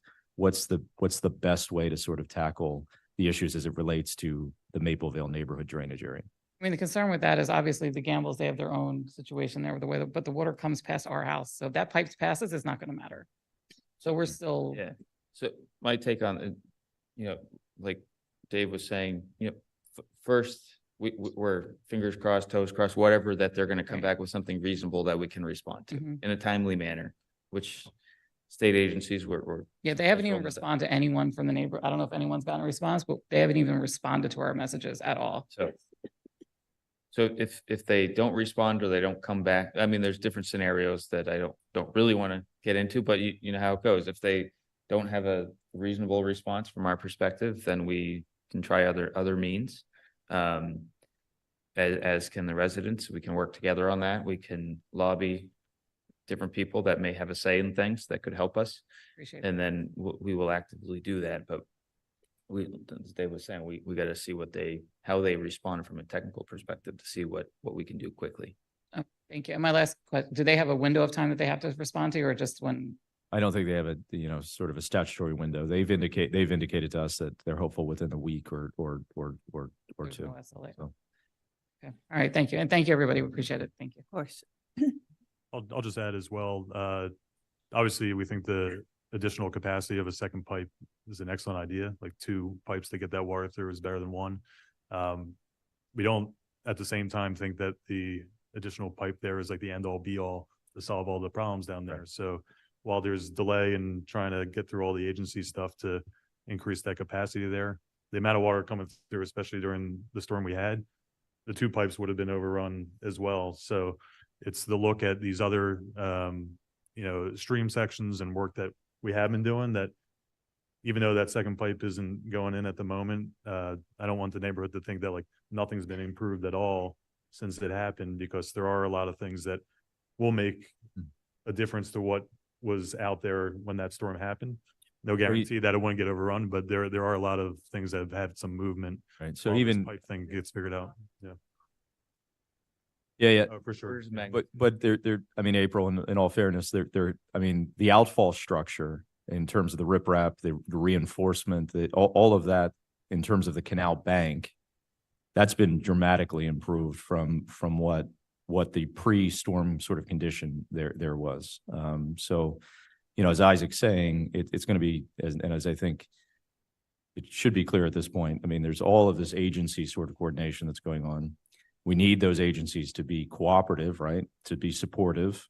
It's not just jurisdictionally within our control, but it's going to be a series of things. And so, as Isaac's saying, that additional pipe in what happened on the 15th of July, that additional pipe wouldn't have been able to handle that volume of water, where there was the Mapleville drainage area blended essentially with the upstream drainage area. And so that second part of that is really the next agenda item is to look at that upstream drainage area and look at opportunities for improvement so that it doesn't even make its way to that point. Right, and that's But I understand your right, because the 2 years, not even 2 years before that, we already had that happen, and then 10 years before that. So just, I appreciate that was a severe weather event. It wouldn't have stopped something from happening to our neighborhood, but it would have stopped what happened to our neighborhood. And we just, you all know, right? We don't need that coming through our living room to get to the canal. So we get there regardless. So thank you. You're welcome. I appreciate it. Thank you. April, really, sorry, Mr. Abrams. I just want to make sure, because when Mrs. Lizek, since you are the two that have had the contractors there, the heavy equipment there nonstop the last several weeks, I just want to make sure that the contractors are doing a good job. They're treating you with respect, behaving professionally and all that stuff. I know Derek keeps a close eye on all that stuff, but I just want to make sure. You're good. Okay. Appreciate that. Thank you. Robert Abrams, 652 Teach Drive. Or I guess you're, Mr. Kratzner, you're the township manager. RTK. The RTK's go to you? Yes. Right to those? They go to you. Yes. All right, on July 17th, I sent you an RTK having to do with responsive records for the Planning Commission, Water and Sewer Department, et cetera, for the Mapleville. Okay. Or between July 18th of 2018 and July 17th of 2023. On 8/24, you sent me a 30-day extension notice, no problem. Haven't heard from me since. Okay, I'll have to. These all go together. So then on the 31st of. Mr. Abrams, I'm sorry to interrupt you for a second. Right to know, RTK is right to know. I know you're gonna ask, so I want to tell you what he's saying. so Right to that- know, yeah, sorry. It's okay. Then on the 31st, I sent you a follow-up for information, same thing, responsive records concerning the Pennsylvania American Water Company work that was done in the same section. Last Thursday, the 1st, I get an email from a law firm, but not Mr. Trulo's law firm. Okay. Curtin and Hefner. Okay. They want an 8-day extension. The problem with that letter is it's made out to Mr. Adams, ADAMS, as opposed to Mr. Abrams, ABRAMS. Well, I met Mr. Adams tonight. He's sitting right over here. So now the question is, did they want the 8-day extension on my right to know that was sent in on the 31st? Or is it his right to know? And what is Curtin Hefner doing when we pay Mr. Trulo's firm, the Wallach, to do this work? Especially when they have potentially two major conflicts of interest in the responsive documents, which they're going to try to protect and hide. Which really, I mean, it's getting ugly around here. All right, Mr. Deli actually has the copy on that 8/24 30-day extension. But I haven't heard anything on responsive documents from the 8/17, which was due 7/17, it was due 8/24. And now this mass confusion with the one I sent in for July 31st. Okay. I'll have to look into it. You need me to forward it? I can forward it to you again. If you wouldn't mind, that'd be great. I'll happily. RMAENV@hotmail.com. Okay. Again, they don't come direct to my email. They go to an admin, a general mailbox, but I can check on that. Right. And I believe Mr. Adams is going to confirm everything I just said. Tim Daly, Lower Makefield resident. You all know me. I just want to follow up on the things that Robert was bringing up. So, Mr. Truelove, you did receive an email that you were CC'd on regarding answers, and I think Ms. Blunder, you were as well, as to how Curtin and Hefner has been awarded this unbelievable gift of doing the RTKs on Mapleville. They are the conflict counsel. They are not the general solicitor. I have the utmost respect for Mr. Truelove.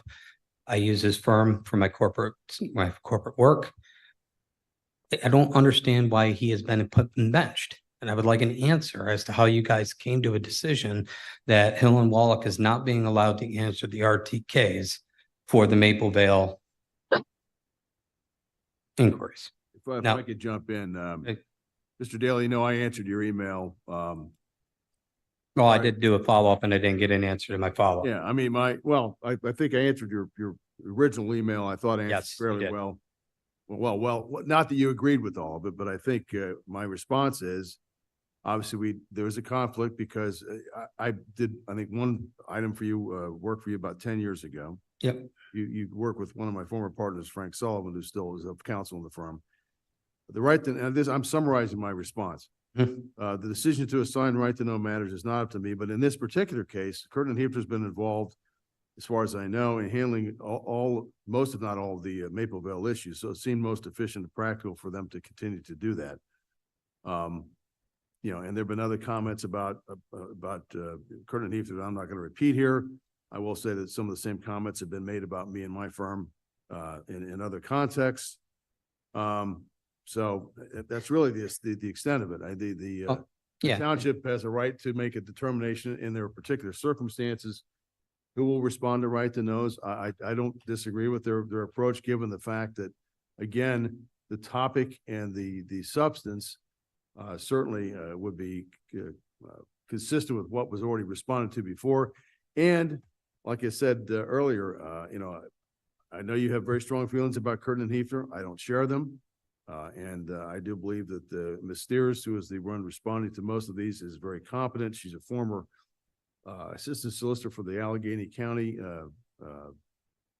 Solicitor's Office. So she has, we have people in my office who, in fact, Karen Diaz in my office and her have worked together on many different things. Ms. Diaz being a former DA in Bucks County.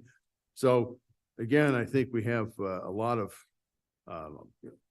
we understand why Curtin and Heath in this particular case kept the work. It seemed appropriate, and I certainly have no problem with that being continued in this particular context. So, well, we will agree to disagree. They have, as Robert mentioned, there's two significant conflicts of interest. All of you know that your endorser and your head of your Democratic Party, Senator Steve Santicero, is a former lawyer at that firm and had to leave the firm because of a very public issue with ethics. And that was, don't shake your head, John, it was in the newspaper. You read the Bucks County Courier Times, put it in, Santicero ethics, and you'll get the story. And it's Curtin and Hefner. So it's a problem. Secondarily, the next problem is they just recently hired Joe Kahn, Bucks County Solicitor, who's running for Attorney General's office. So the response, and the reason why I came tonight, is that it's eerily similar to what Mr. Kahn did to Jamie Walker and Megan Brock, which is now an embroiled controversy here in our county, for which Judicial Watch has now picked up all 7 lawsuits because of the misconduct of Joe Kahn. And what that misconduct was, is that he didn't answer the RTKs on time. And he pulled a fast one on Miss Brock and Miss Walker by getting them to agree to a 30-day extension, just like Ms. Steer just tried to do to Mr. Abrams. All right. As a result of that, they lost their right to appeal. I don't think you want to do this to the Mapleville people, that you make them wait another 60 days, because I know Mr. Adams has the exact same problem. So we have 3 RTKs right now with no responses. They're between 5 to 8 days behind in violation of RTKL. And when you don't deliver on the 30th day after you get the extension, they don't have a legal right to ask for an extension. They have to go to the Open Records Office. They have to prove that they actually need more time, and then they'll be granted it. And I don't think Robert and Mr. Adams will have any problem with granting more time, but they have to go through the process of going there, because what happened with what Mr. Kahn did is that he basically asked for the extra 30 days and then extended it out to 65 days. And then he denied every single thing. And they knew they were going to deny from day 5. It was just a game. And then basically Mr. Kahn unfortunately had a big loss on his hands, because they resubmitted all 7 of these RTKs.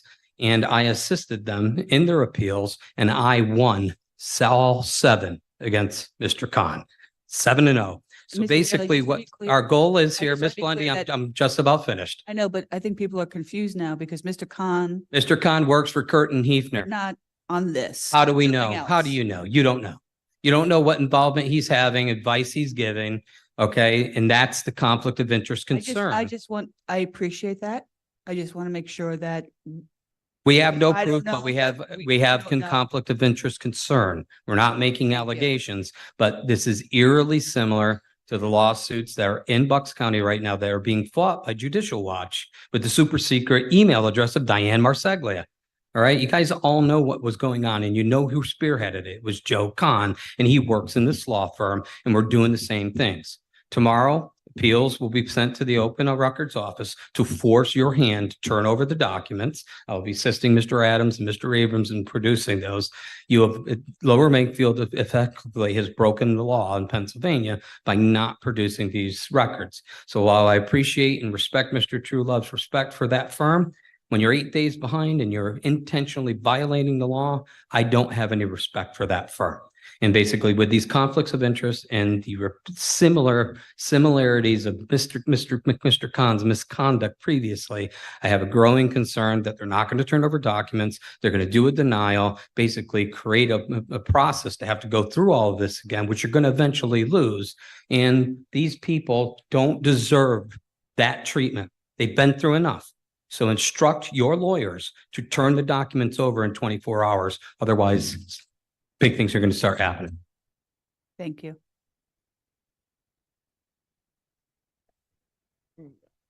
Mr. Adams, just 1 second. I don't know. I'm not sure. I don't know. I don't want to hear, I don't know. I'm tired of hearing, I don't know. Pardon me, Mr. Adams, you weren't recognized. Just 1 second, sir. So I'm not sure I see a problem. Mr. Khan is not involved in this. Pardon, you're not recognized either.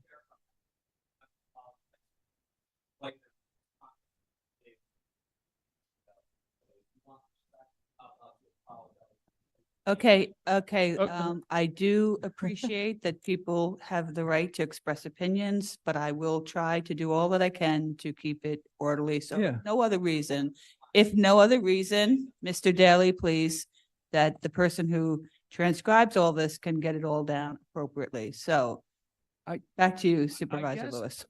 I'm not sure of the nexus here between somebody who recently joined that firm and this ongoing situation. If it would please folks that we say that we only direct that individual attorney to work on the case, I don't have a problem with that. My interactions with that woman, I'm forgetting her. Sarah Steers. In fact, she has been doing the work consistently for them, frankly, since the day she walked in the door. Right. And her experience in Allegheny County, I'm very well aware of.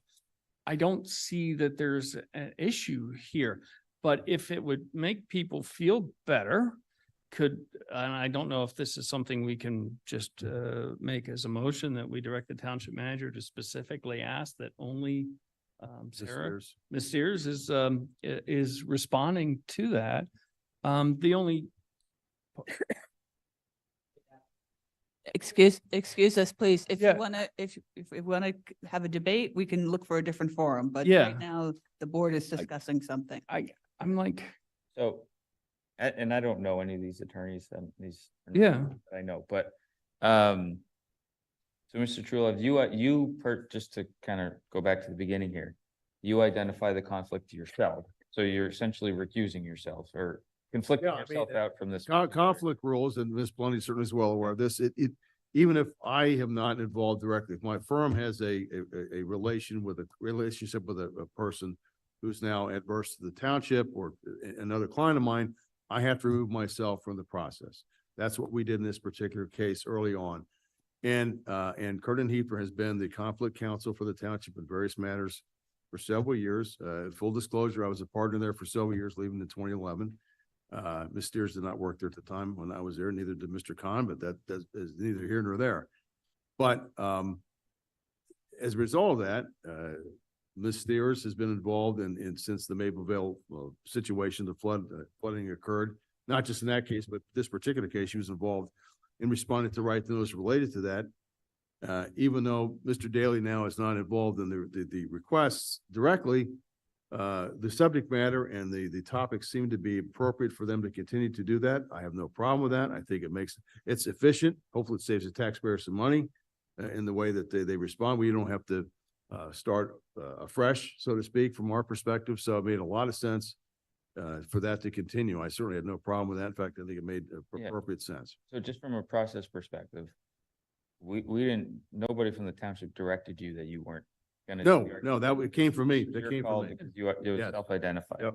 And then when that occurs, the RTK official, which is our township manager, goes to the next one in line essentially, which is our conflict counsel. Yep. In this case, Curtin Hefner. They have someone who's handled RTKs in the past when you can't or when your firm can't. And then from there, they would be obligated if there was a conflict. And we recently had a similar example at a zoning hearing board matter where the conflict counsel conflicted themselves out of that particular issue. And I think we went 3 deep. I don't remember how many it was, but I'm vaguely familiar that there were others involved, other firms involved as we went through a process.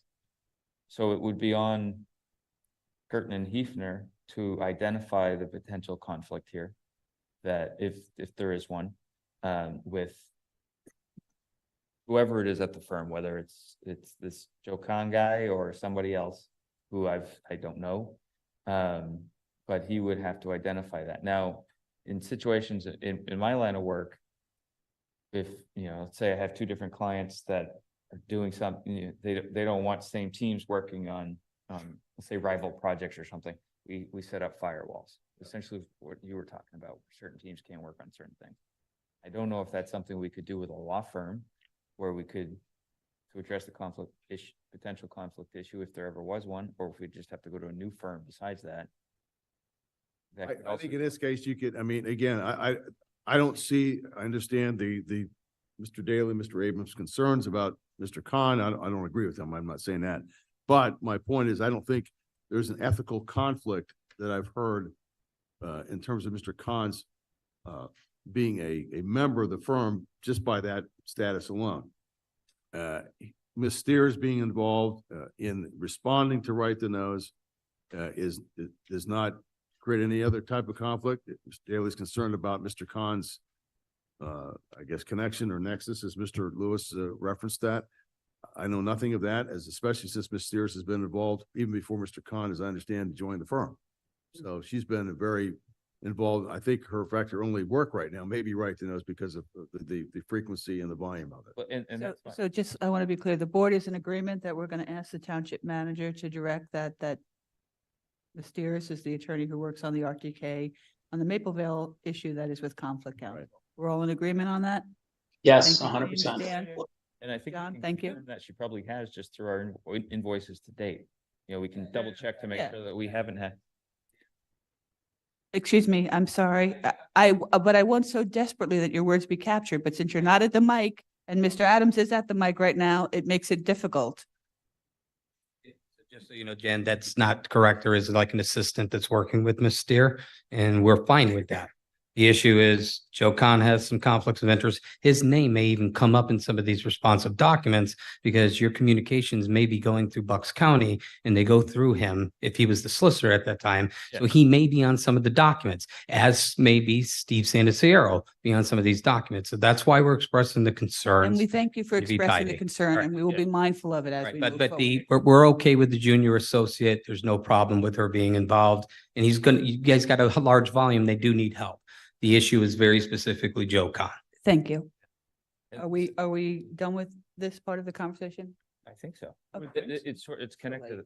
So I'm curious, we're talking a lot about getting information on Mapleville folks, obviously, and we're looking up the same information ourselves because we're doing historic records reviews to see, I mentioned the PennDOT aerials and PennDOT moving the stream. So we want to do that anyway, whether or not part of an RTK. We just want to understand what the heck happened for decades.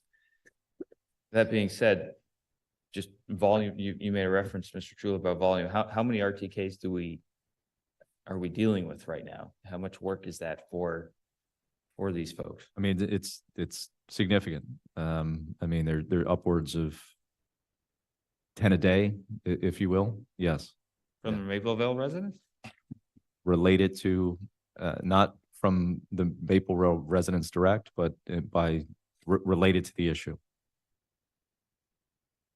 If I can ask, are those right to know requests coming from a multitude of folks or just a few folks? Those right to know requests are coming from a few folks. So, okay, it's a few folks, but not like 10 folks. It's like 2 or 3. I would say it's maybe three individuals that are consistently submitting that volume of right to know law requests on a daily basis. And if I can ask, some of these are questions that they could ask with an email without filing the report, or are some of them detailed and require comprehensive review? Some could be posed. Sir, would you in- please in sit the- down in the and we form will of get to question. you when we are finished discussing. Thank you. Please sit down. I've seen leadership and I've seen a lack of leadership. Thank you. The reason I ask is that incurs significant taxpayer spending, right? Right. Yeah, and we're almost at a point where the amount that we're spending on right to know requests, has that hit 6 figures this year yet or no? It could be, I don't know that it's there, but it's significant in the tens of thousands of dollars.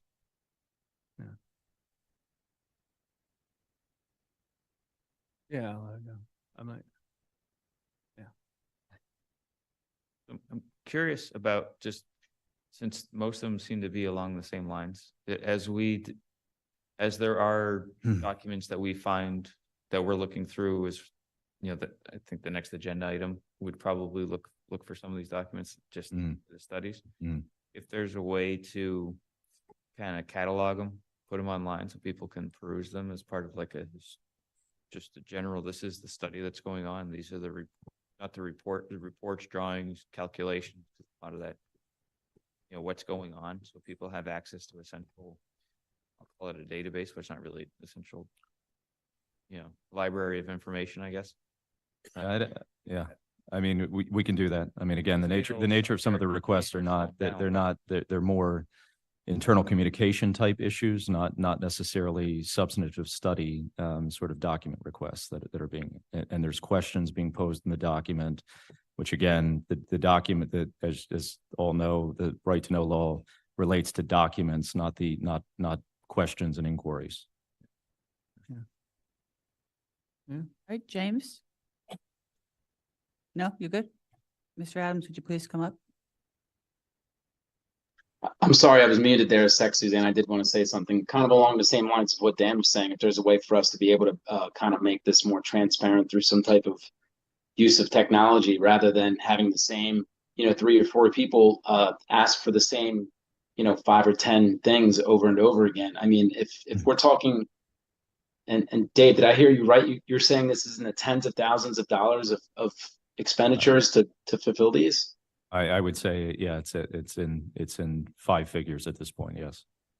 Yeah, I mean, it's, again, we want to be in compliance with the right to know laws, but is there a better way to approach it? That's one of those things. I'll just add this, that there's been a lot of discussion at the legislative level. There's been some court decisions from Commonwealth Court, maybe 2 or 3 from Supreme Court of Pennsylvania. And they also have open records. We don't have a lot of relief yet or guidance on that at this point, where we are now. So. Is that something that we have to have from the state level, Dave, or is that something that we can kind of establish? Okay, so it's not something we can establish ourselves. No, I mean, there may be ways to craft this in order to satisfy some of the inquiries, but in terms of whether it's going to substitute for right to know requests, I would say that I don't think right now the law would support that. Although there is a lot of discussion about something like that at the state level. Okay, thanks. Yep. Thank you, James. Isn't that lovely that you took up all my time to Sir, discuss things that sir. you should know all about yourselves? If My you name just is say- Richard Thank Adams. you very much. Been a resident of Lower Makefield 72 Township for years. 72 years. Yes. Okay. I only brought a small amount of paper with me, but I have put in many of these right to know, and your people are abusing their powers and nobody's checking on the responses where I'm asking for a document and I get a response of, oh, we've done this in the creek, we've done that in the creek. I can see that. I didn't ask for that. I asked for a document. And we'll start off with you, Mr. Lewis, on Supervisor Lewis, to you, Mr. Adams. Mr. Adams, all of my email and text messages are available for the lawyer to go after at any time. So why I don't you know. answer the document I'm asking from you? You didn't ask me for it. I most certainly did, and unfortunately, rushing out of the house tonight, I didn't bring your letter where you You stated. asked, hold on. I've got a You made copy of right your to know letter. Request related to a specific right to know request related to a grant, right? Correct. And if You you didn't check, answer me. Please, please. hold on. If we're gonna, I'm if not we're gonna allowed go to this, answer you directly. Let me help you understand this. Jesus. sir, Pardon me. We Sir. need a new form of government here. sir, when you go down the right to know path, as Mr. Daly has so eloquently expressed, rules click into place. I want a copy of the rules. Feel free to write to the right to know people. I mean, Yeah, and I'll wait 5 days and then I'll get another thing saying we want 30 sir, days. we are trying so desperately, sick of not this. only to give you information, but to help you Yeah. people who have had a You very better difficult tell time. whoever you hire to review everyone who is, and is somebody different all the time. No, it's not someone different. That's why Can we're I being answer his accused. Ma'am, of I got the essentially- letters with Sir, different sir. names on them. You know what? Don't tell What is me. the point of having a conversation if you actually won't let anyone finish? So I apologize. You comment, John comment, have at it. John, I want an answer to the grant that you requested in December of last year. Okay, let me read the emails to you because I do track this for you. On Friday, August 4th, 2023 at 5:24 PM, I received an email from Katie McVan. It was CC'd to Dave Kratzer. Right to know request for Mr. Richard Adams. Good afternoon, John. We received the attached right to know request from Richard Adams. Can you please take a look at it and let me know if you have what grant he's referring to and if there's any information that you have that would help us with this right to know request. Now that was sent at 5:24 on Friday, August 4th. Friday, August 4th, 6:22 PM, 6:22 PM. So that was less than 1 hour. Katie, I've attached the July 20th email that Mr. Adams references and the details of the grant he is referencing. I think if you forward these two items to him, that should satisfy his request. 8-7, Katie Adams, or Katie McVan to John Lewis. Thanks, John. The reason why I can't send that to you directly is once you invoke the right to know request, I have to follow the rules. Now, I answered that within less than an hour with full details of what was asked for. Now, if you're asking me, why didn't I send that to you directly? If I did, I would be lectured by the solicitor, right? If you had just written an email and say, hey, John, can you tell me about that? That's not an right to know request. You have emailed me before and you do receive responses in less than 24 hours. I can go back and check and give you dates and times if you'd like. I've got all night, right? But if you invoke the right to know request process, I can't respond to you directly. You've changed, I have to abide by the rules, right? So I responded within less than an hour and I gave all the information you're looking for. Now, I can't be sure that, but that's not my job. I responded, right? You've never received a response to that request? That is correct. Okay. I will check on that to make sure that there was a response. Received back the letter that in this form, but Okay. nothing attached to it. Nothing. Okay, And I this will, holds true, not just for this incident with John, but many of these others. It's preposterous what you're putting us through. The total lack of leadership here is beyond belief. Somebody has got to take the bull by the horns, and every right or a request is got to see that the person that writes it is answering the question that the person is asking for, and not talking about cleaning the embankment and whatnot. I'm not asking for information. I can see it. So I'm asking for documents. And we seem to not want to give out documents. If I can here, I provided those documents to Ms. McVan. I can't send you that email, right? Because you invoked the right to know request. I could ask counsel if it's okay for me to send the specific emails and the time and date stamp. And I would say no, and I'll tell you why. Because once the right to know process is invoked, and this is in the statute, it's honored by the Office of Open Records. And people are avoiding it. They're not sending. Mr. Adams, would you let me finish? You have interrupted everybody tonight, and while we're trying to actually help you, we're trying to help you. I'm trying to explain the situation. The right to know process includes when you send somebody to the right to know officer. Those are the rules. Yes, Mr. Kratzer. So then he requests for somebody, for Ms. McVan on his behalf, then follows through with the people who have the information they're requesting, as Mr. Lewis has pointed out.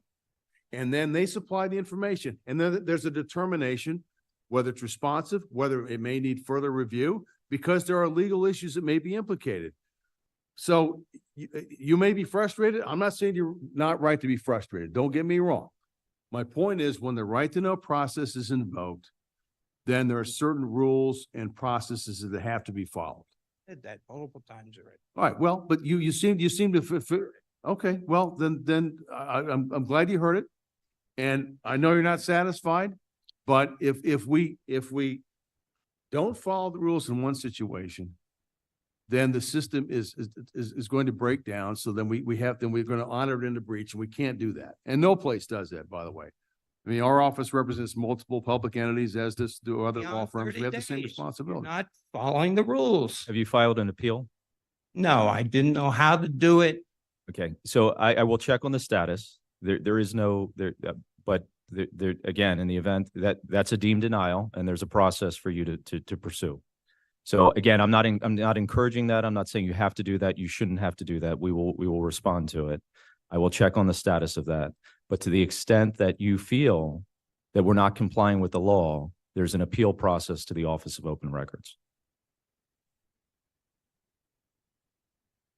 And again, that's not our intention. I'm happy. I mean, I'm speaking for myself, and we're not trying to, there's no grand conspiracy here. I feel there's a strong need for someone, and I know your workload is heavy, but evidently you need to review every person who fills one of these out, because they are totally ignoring what I'm asking for and telling them about all these great things they're doing in the creek down. Okay. That's ridiculous. I've just never seen such terrible management of an organization. This is crazy. Mr. Adams, do you have any more public comment, or are you still asking about open record stuff? Okay. Okay, the second, and I'm only going to deal in two of these right to know issues right now, but I've got a pile of them at home, as you well know. On August the 7th, I wrote a request for a document for pre and post drainage shed for the Hillwood Terrace development. I've heard through the grapevine, people that are not in this room that work for this township, that back in 1960, when that whole development was built, there was no such thing. Well, verbally, why don't you answer the written request for the document and say, doesn't exist? Why are you stringing me past 30 days, holding me out on a limb, I don't know. It's ridiculous to treat human beings the way this office is treating human beings. Yeah, I don't know if the extension was to look through the township's records. Again, we're talking about a voluminous number of requests that are being made by a handful of people regarding these issues. And again, I'm not suggesting we don't have an obligation to respond. We do, but we also have a capacity issue in terms of being able to respond. Realize you got a workload, but you can't This isn't the only issue that we're working on. realize that, but you can't treat human And beings. we're asking for documents from 60 years ago is what we're asking for in many cases. So in order to find a document that may or may not have existed 60 years ago, that takes time. Verbally, I've been told that, hey, there were no such rules that required. Therefore, nobody's doing impervious surface or any of that. Okay. Mr. Adams, respectfully, what you hear verbally from a random potential township employee or somebody else doesn't really hold any water when it comes to right to know requests. We actually have to go through all of our files in line with all the other RTK requests we're doing to look to verify whether or not there is a single document that may have existed. Odds are, they're to your point, there probably aren't. This is my line of work. Back then, they didn't do a heck of a lot of that stuff. Doesn't mean it doesn't exist though. Do it back then. No, it doesn't mean it didn't happen. So the township still has to go through the process. As painful as it may seem to you, I understand. It still has to go through the process because again, not everything's electronic. Some of it's in boxes, files that have been long put away but they are still going to go through it because they want to respect the request that's been made and do their due diligence to make sure that they can be responsive. Because ultimately, that's the whole point of the open records laws and the right to know laws is so that we respect the residents and their constituents and actually go through the process to see if we can find those documents. To that point. And just on this issue, if I may, August 17th, 2023, 2:13 p.m. to Mr. Richard O. Adams from Jim Majewski, CC and Katie McCann. On behalf of the Right to Know officer, your request for information is granted in part and denied in part. The list of all variances in Hillwood Terrace is below. Lower Makefield Township does not have any records of pre-development or post-development drainage sheds plans for the Hillwood Terrace development. Should you have any questions, please feel free to contact me. So again, I think there's so many requests that are being made that perhaps the requester isn't seeing responses to his request. And if I could just add one thing too, it's relevant to both comments. For the township to then review everything to make sure that they've done an exhaustive search or the required search. At some point, that person, in this case, Mr. Kratzer or Mr. Majewski, may have to complete an affidavit saying they've done that. So there's a requirement that they have to say, we did this and we're saying this under oath. So that's why that's also important. I feel it's terribly wrong for you people to putting out a sheet of paper that we can print off the internet that I understand that, sir, but just in that example, already on it. you have a response. That implies. Have a response to your request. You stood up and said you did not get a response to your request. I left the house with the wrong paperwork that I wanted to discuss. Okay. I'm sorry, No, that's fine. but I feel that this having your signature on there ahead of time implies that you're reviewing this before it goes back to. No, I think your suggestions from a process standpoint that we can absolutely consider and look at. Again, that's the system that they had in place. So. You arrived here with. Okay. Getting back to the practice of Lower Makefield Township personnel deliberately deceiving residents must stop immediately by putting an answer on there that has nothing to do with the question of the document. You know, I know I'm repeating myself. You heard it multiple times tonight. It's now been more than 7 weeks since the flooding. The township owes the homeowners a written best plan of construction to prevent any water overflowing onto Taylorsville Road. 7 weeks have gone by. What is the plan? Put it in writing and get it out to the people that have been affected by this instead of keeping us in the dark. We're not mushroom farmers. We're not mushrooms. You're keeping us in the dark and. Mr. Adams, Yes, as you heard earlier from our engineer and township manager and John, there's a plan. It's been on the township page. I personally said it's difficult to read, so we're trying to make it more legible. And we're updating it so that you can see all the different things we're doing, we're trying to do, the people we're in contact with. Others have seen it. I think it's not there right now because I think we're updating it, but it will be back up again. So there is a plan that I think it was your husband, I'm sorry, that suggested we come up with a plan and we're trying to do it. So I appreciate that you're frustrated. I can't imagine what it's been like, but I would like you to imagine, it's not fun to sit here and have you tell us how sucky we are. It's just not the way I'm used to communicating. Well, but we were all trying to get to the same place, right? Maybe not the same exact place, but definitely the same place. Doesn't help the process to have fingers pointed and voices raised and name calling. It's just not the way we should be talking to each other as neighbors. So yes, we're going to look what else you're owed. We're going to try to improve processes. Once you invoke right to know, the rules are what the rules are, and we need to follow them. And that is what we strive to do. I have no idea that you're doing this.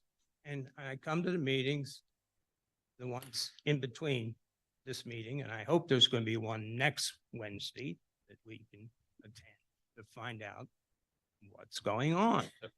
So, Mr. Adams, the next item on this agenda, we spoke about several updates about stuff specific to, I'll say, the Maple Vale, Hillwood Terrace, Taylorsville Road area, right in that general nexus or along Taylorsville, right? We spoke about all the updates there already.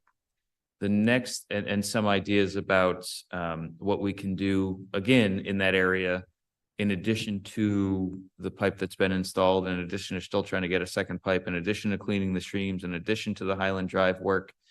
We talked about the potential for sidewalk and stormwater management based off of that, and going after PennDOT to try and do stormwater management on their roads. That's all very, very hyper local to Maple Vale and Taylorsville. Now, I know you don't live in Maple Vale, but neither. I live on Taylorsville. I know where you live. I know where you live. 72 years. I live probably 5 houses down from you. So I know full well what's going on in the area. The next item on the agenda, other than, is starting to look at items bigger picture that may have a bigger positive impact on the situation of Maple Vale long-term for the larger storms, because the next item, and I'm not trying to jump to it, but I wish we could. People can't wait that long. Well, let me finish, please.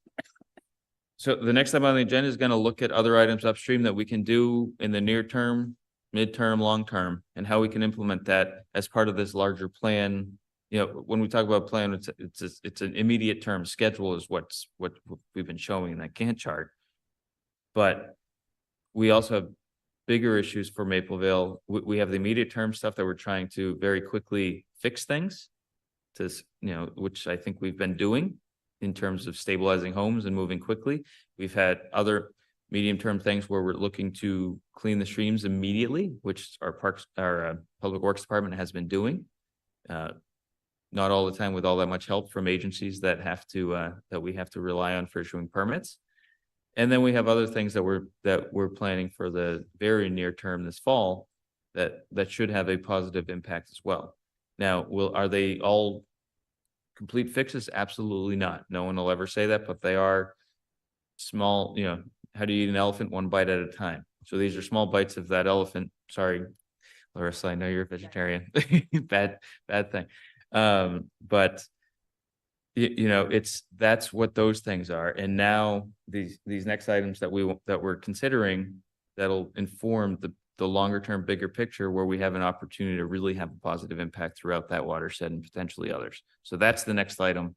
I hope you'll be very interested in hearing that and take part in that discussion as well. Can I finish? I'm finished. Please do. I think you were. Please do. Okay. The township also owes the property owners in writing the best plans to replace the 10-foot wide by 3-foot from underneath the bridge to the normal water level of the Highland Drive Bridge. This picture, thank you, Dale. You've all seen it. Here, this is many hours after the peak.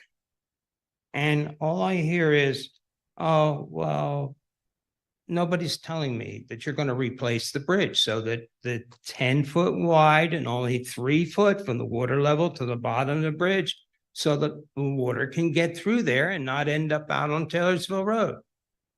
It'd be nice to hear that you're drawing up plans to replace that bridge that was put there in roughly 1960. And since then, you've had the Prospect Farms development that's dumping a lot more water, and Makefield Chase, it's dumping a lot more water down the creek. And of course, I certainly hope that you're planning on doing the proper survey on the Hillwood Terrace area to determine that whatever you do is sufficient to not let this happen again. Are we going to do a study of Hillwood Terrace? So again, to not transition to the next agenda item, but the next item relates to upstream conditions. So again, you're proposing a very specific improvement to a piece of infrastructure. You may very well be right? However, there may be other ways to address that issue beyond what you're articulating as the issue to address that issue. So the next item on the agenda, once we get to it, again, is dealing with those aspects, is providing for a listening opportunity for folks that have observations over extended periods of time to express those to experts to try to comprehensively address these issues that you're talking about.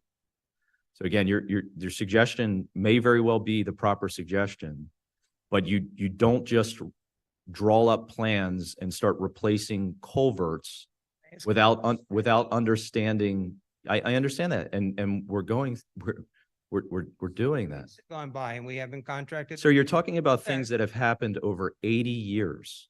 Okay, let's, are you done, Mr. Adams? Because there might be other public comment that we'd like to get to. One more thing. Please. This cosmetic thing that the township is doing now, I've asked for that sandbar that they cut all the trees that are coming out of the sandbar. They cut them off just above the water line, right there where it makes the bend to go underneath the Taylorsville Road, the PennDOT Bridge. When are we going to come up there with a clamshell bucket, go down and take out that root ball that's got all those things that you've now cut off so that the water going under Taylorsville Road is not restricted? 7 weeks have gone by. A simple thing by hiring a contractor with a clamshell bucket, go down there and take it out. And everybody's saying, oh, well, no, we're doing. Mr. Adams, please, the impersonations are just very difficult to take. I will just say to you that I think maybe we haven't done everything, but we've done a lot. And you say simple repeatedly. Nothing for a governmental entity is simple. We can't just go and enter these contracts like you might want us to, but we are aware, we are looking to continue to make improvements. Thank you. Promise me that sandbar with all the roots in it will go away before next week is over with. Simple task. Write a purchase order to some contractor with a clamshell bucket. He doesn't have. I think it's a PennDOT area that you're in, and we've PennDOT, Pennsylvania Department of Transportation. Tired to hear any excuses. Well, Excuses. I think you mean These reality. people suffered some. I totally agree. And it's Well, do frustrating. something. I will run for commissioner of PennDOT and I will fix it. I don't know what to say to you. I mean, I know it's frustrating. We hear you, but we're Lower Makefield Township. You can go in there and cut the trees off. Come out there sometime with the clamshell bucket, Okay. right down and Thank you're you. out of there. And who's Is there any, Nobody. my mother would join you in that. Is there anybody else in the room who'd like to make public comment on this subject? Is there anybody on the line who would like to make public comment on this subject? There's no one online at this time. Thank you. Then we are moving along to 8B. Consider acceptance of the proposal from Land Studies for flood mitigation assessment. Madam Chair, I move that we accept the proposal from Land Studies for Flood Mitigation Assessment. Is there a second? Second. Oh, sorry, slow there, James. Motion made by Mr. Lewis, seconded by Dan. Open it up to the supervisors, since you were the motion maker. John? Well, I would like to ask questions of Fortley. Our township manager's assisting a resident. That's okay. So. Yep, yep. Oh, he's. About- Yeah, I'm back. Nope, nope, I apologize. Jump the line. Just wanted to make sure we were following up with Mr. Abrams' concern, so. Yes, what was the question? Item number, or letter B, and we are going to discuss the proposal from Land Studies. John has Okay. questions. Sounds good. My question actually was just to give you a chance to take a minute and say exactly what's in the scope of the study for those who are interested. Sure. And that's all I have. Sounds good.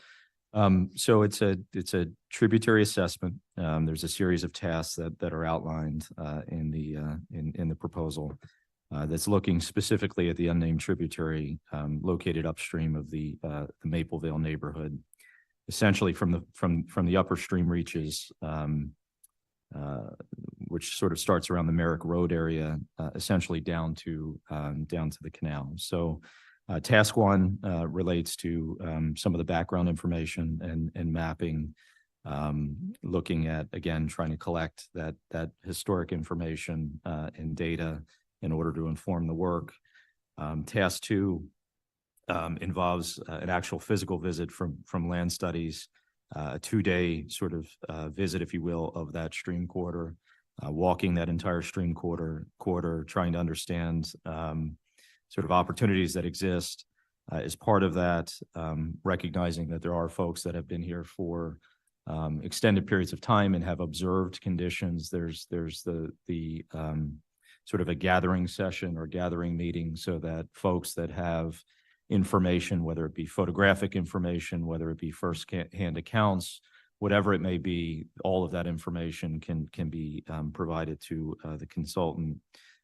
Task three deals with sort of the visual assessment, and then there'll be a summary report. But again, in its simplest form, it's getting to many of the issues that have been discussed over the 7-week period.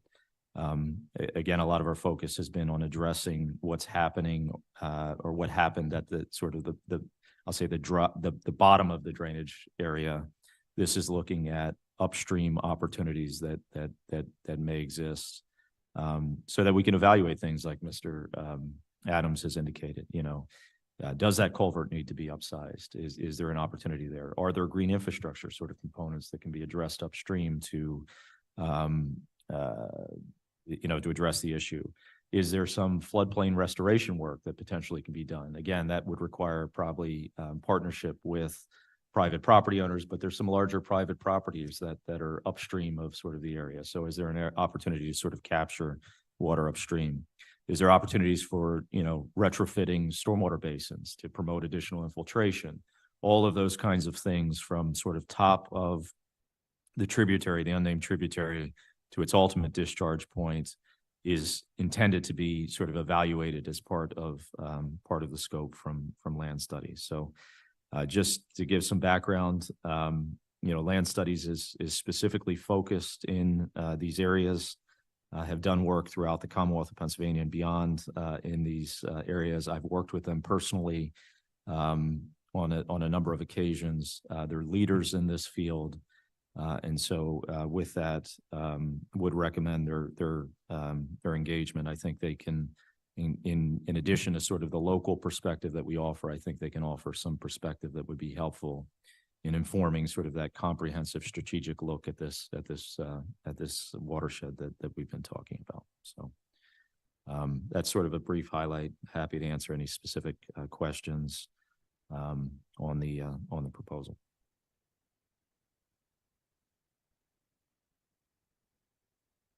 if I could,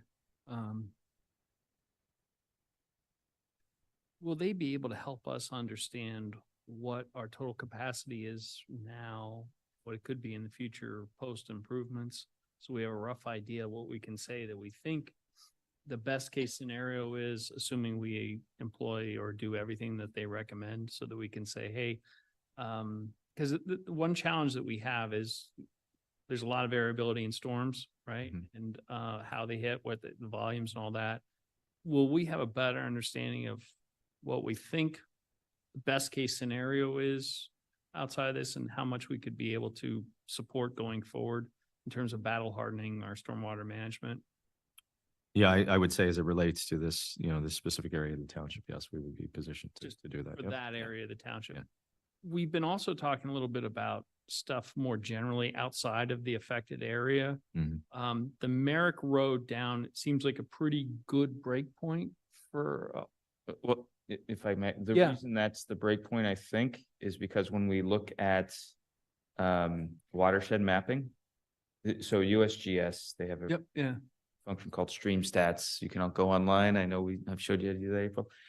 When you go online and you look this particular tributary, when you look at its watershed, right, the water that drains into this within a 100-year event, it extends up to Correct. road area. It generally we're all in Buck Creek in that part of town, a much bigger area, but that would be way more extensive in terms of a study. So that's why I think it's associated. That's the cutoff point. That's how I just generally, and I read through the proposals, we all did, I'm sure. Go ahead, Dan. You can go to James. I thought about it, but. Okay.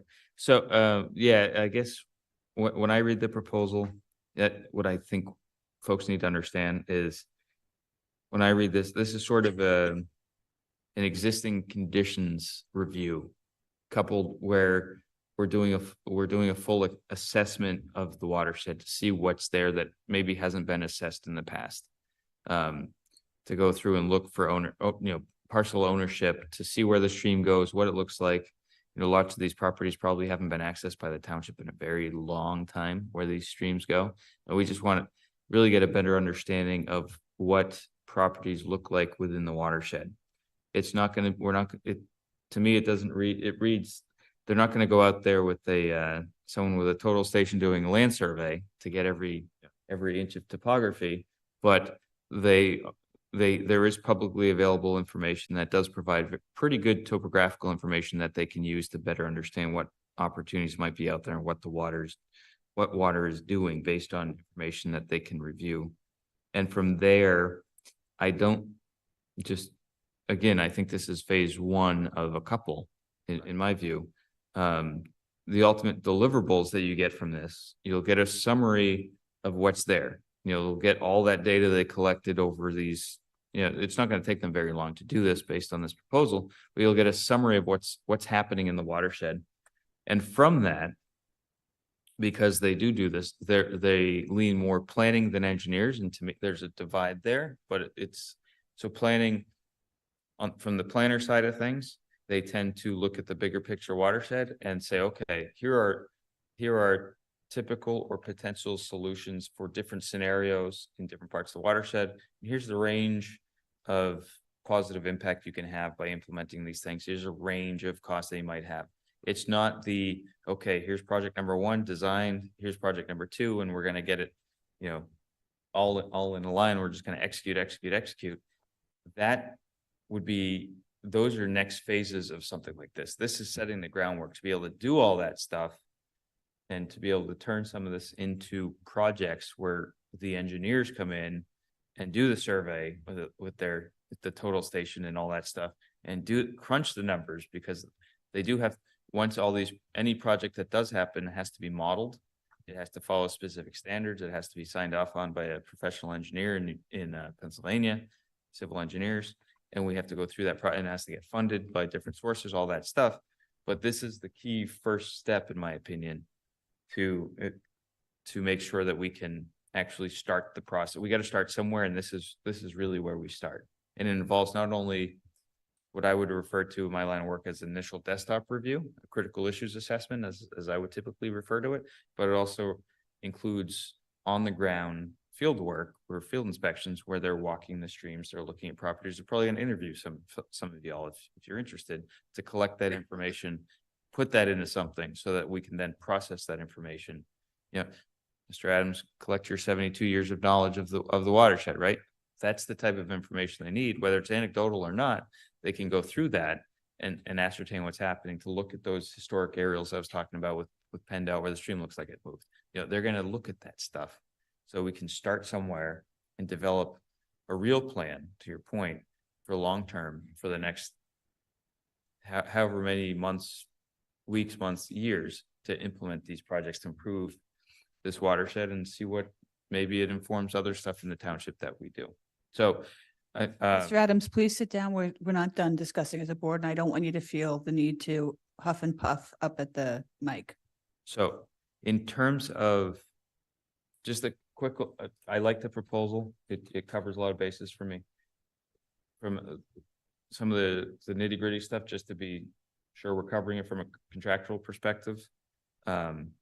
Based on we don't have to send something like this out to RFP because of the dollar amount. Are we covered there? Yeah, I mean, it's a professional service. Again, some of that is, trying to be responsive, trying to be quick, trying to make decisions, trying to focus on, again, sort of a specialized expertise, and not to suggest that they're the only firm that out there, but we're not there. There's not a requirement to do it, and again, based on experience, I'm confident that they're going to produce a document that informs us moving forward. It helps us, make good decisions on opportunities. I would say for certain future phases, we probably should go out to RFP. I agree. I know some of we've talked about this separately, but there are other firms that do this work or do the next phases very, very well, and we may be able to get some good ideas from them. I'm okay with going with this. And our solicitor is not in the room. But I wanted to make sure that he's reviewed the terms and conditions that were attached to this. I mean, it's a small contract. Yeah, I don't know that he has at this point, but we can make sure that that's done before the only other execution of any document. So, yeah. Yeah, I would just say that I don't believe this is a contract. I believe it's a proposal to make a contract, because there's some things that still have to be determined, like the schedule. So as an attorney, not licensed in the state, I would say this is not quite there yet, but would welcome the feedback. Really would be interested in understanding what that schedule of deliverables looks like, Dave. When we can, I appreciate that we're trying to get this information as quickly as possible so we can continue to move forward. Did I cut you off? And if I did, I apologize. Do you have anything else you want to say? Okay. James, anything? No, I was going to have that same point with Dave, just what the lead time was going to be. But it sounds like, they're looking to expedite it. But yeah, I'm all for it. Okay. Mr. Adams, would you like to come up and make a public comment? First. I'm very curious as to how soon what you're proposing can be contracted out. Do you have to go out bids to more than one? you're talking about in terms of physical construction? Is that you're talking about a construction related? No. This study that you're talking about. Well, the study upon execution of the agreement, they're prepared to move. We can get a more detailed study, but. And what's the thoughts as to how long it's going to take? If they started on a particular day? I would have to I don't know the specific start, and we have to talk about schedule. So, but I will make sure to communicate that schedule. Mr. Adams, if I may, yeah. Based on the value of the contract and how they've described some of their tasks, I'll say it should be pretty quick to execute all of these tasks that they've included. And by pretty quick, I don't want to, I'm not holding them on anything, but within several weeks, they could be done. I would several weeks. Well, I'm saying not month. It's not months. Not month. Okay. When I say several weeks, I'm thinking like a month, maybe a month and a half, something like that to execute. Looking at what they're offering. Okay. What do you have to do now? Vote on proposal and we get started. Thank you. Please. If there's some way when you just hit your name again, because she's writing things down. I'm sorry, April Bullways Clower, Maple Vale Drive resident. Just wondering when it comes time for you to be soliciting or getting feedback from, how can we tell you that we have pictures and video and all the things? How can we, is there a form? I know you don't have the answer yet, but if we keep that in mind, a way for us to sign up to help with this process, we'd like to organize and do that for you. That'd be great. That'd be helpful. Thank you. Very helpful. Thank you. Yeah. Anybody else before Mr. Adams has more public comment? He can't be stopped. So even if you did, continue. I suspect you're all aware of the U.S. Coast and Geodetic Survey maps. I have seen the ones that cover, a very small area and cover every apple tree, pear tree, peach tree and whatnot. True, I don't, going back to the 1940s and 30s, there's somewheres, but how do you find them if they would be helpful? So the best, and this is my line of work. So back in the day before we use computers for all this stuff, the best information I would see was probably from the soil survey, USDA and RCS soil surveys, the hard copy soil survey books, where they had panels for every single little place, and they go back to the 20s, 30s, 40s, and they used to do exactly that. So we have access to historic aerials that go back to the. These are not aerials that I'm speaking of. No, I know what you're talking about. I use them. So there's information like that we have access to, and a company like Land Studies knows how to get access to those. To the extent that they've been digitized and all that stuff, and there's hard copies that we can get to. If they're helpful. Oh, they always are. Thank you. Thank you, Mr. Adams. Any more public comment in the room? Any public comment online? Okay, with that, I call the question. All those in favor of the motion, please Aye. signify by aye. Aye. My motion passes 4-0. Thank you. April votes. Okay, C. So the next item is sort of a follow-up to the work that Cohen Law Group was doing as it relates to wireless facilities management services. We're seeking ratification and confirmation of the acceptance of a proposal. The proposal, in essence, is looking at not the specific application that was submitted, but looking at the township code in general, updating it to reflect some of the more recent sort of items relative to a case law standpoint and some of the sort of regulatory pronouncements, preparing design standards associated with those facilities. And again, just overall making sure that our requirements as it relates to wireless facilities are compliant with applicable federal and state law. So Do I hear a motion? So moved. Second. Motion made by Dan, seconded by John. Is there any public comment any comment from the board? I think it's important that we move forward with this quickly. Yep, agreed. Anybody else? James, John? Any public comment? Hearing none. All those in favor of the motion, please signify by saying aye and raising your hand. Aye. Aye. Motion passes 4-0. D. So the next item is consider award of a professional service contract to Thomas Comita Associates for a not to exceed amount of $18,000 for the preparation of a multi-year tree planting plan. This plan would be funded using dedicated funds that are available for these purposes. The recommendation to award is following an RFP process in which the RFP was submitted to 10 potential respondents directly, and TCA was we received 4 responses. TCA was the low from a cost perspective, but again meets all the objectives and has the experience in order to prepare the plan. So we would recommend an award to Thomas Comita Associates. Motion? Moved. Second. Motion made by Dan, seconded by John. I'm just going to point out for those who haven't had a chance to read it, that part of this is going to focus on plantings around detention basins and in riparian buffer rights, et cetera, which is in fact something that we can also, another lever we can push to talk about stormwater mitigation. With that, who wants to go first?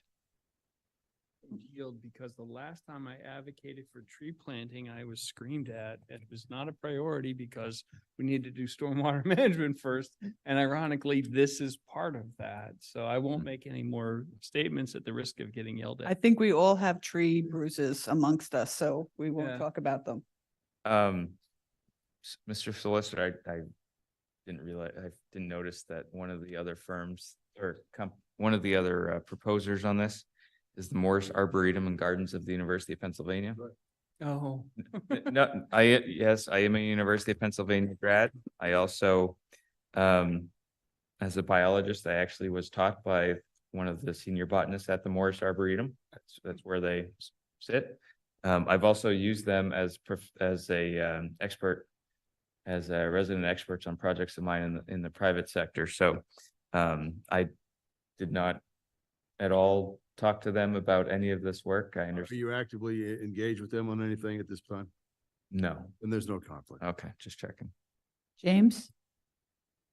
Nope. Okay, any public comment? With that, we'll call the question. All those in favor, please signify by saying aye and raising your hand. Aye. Motion passes 4-0. E, So the next item is resolution 23-20, authorizing financing lease purchase for a 6-wheel dump truck with upfitting for use by the Public Works Department. Again, this is an item that you had previously reviewed. Again, as you remember, we went out to quote rates for this acquisition or this lease purchase. Santander Bank was the best rate as part of that RFP process. So the resolution is just part of the sort of closing package that's again authorizing us to enter into the lease purchase agreement as it relates to this vehicle and receive financing through Santander. Again, the total principal amount of the borrowing is $235,306.95. It's a 60-month term at an interest rate of 4.48%, again, which was the most competitive. It'll be paid in 4 quarterly payments. Quarterly payments are roughly $13,000 per quarter. And this is consistent with what was contemplated as part of the 2023 adopted budget and would be funded out of the special purpose fund, the road equipment or road machinery fund. So we would recommend adoption of the resolution for purposes of proceeding to closing on the loan. Madam Chair, I move that we approve resolution 23-20, authorizing financing for a 6-wheel dump truck with upfitting for use by the Public Works Department. Second. on the draw, James. I'll Motion made- second. Too late. Motion made by Mr. Lewis, seconded by Mr. Grenier. Any public comment from the board? How many, it seems like we've purchased a few of these this year. How many have we? So this is a purchase that you authorized. Derek, if you want to come up and provide some additional context. This again is just the financing aspect of it, but This was prior approval of the truck's been purchased. This is just the financing of how to pay for it. This was contemplated as a lease purchase. And this is just after the quotes were received for financing. This is just what bank to go with. So we voted on it earlier this year. Correct. Yeah. Yes. Yeah, we voted earlier. yeah, this isn't an additional truck. This is just the financing associated with a truck that you had already authorized the purchase of. But our fleet's doing okay now? So do you want to provide any just?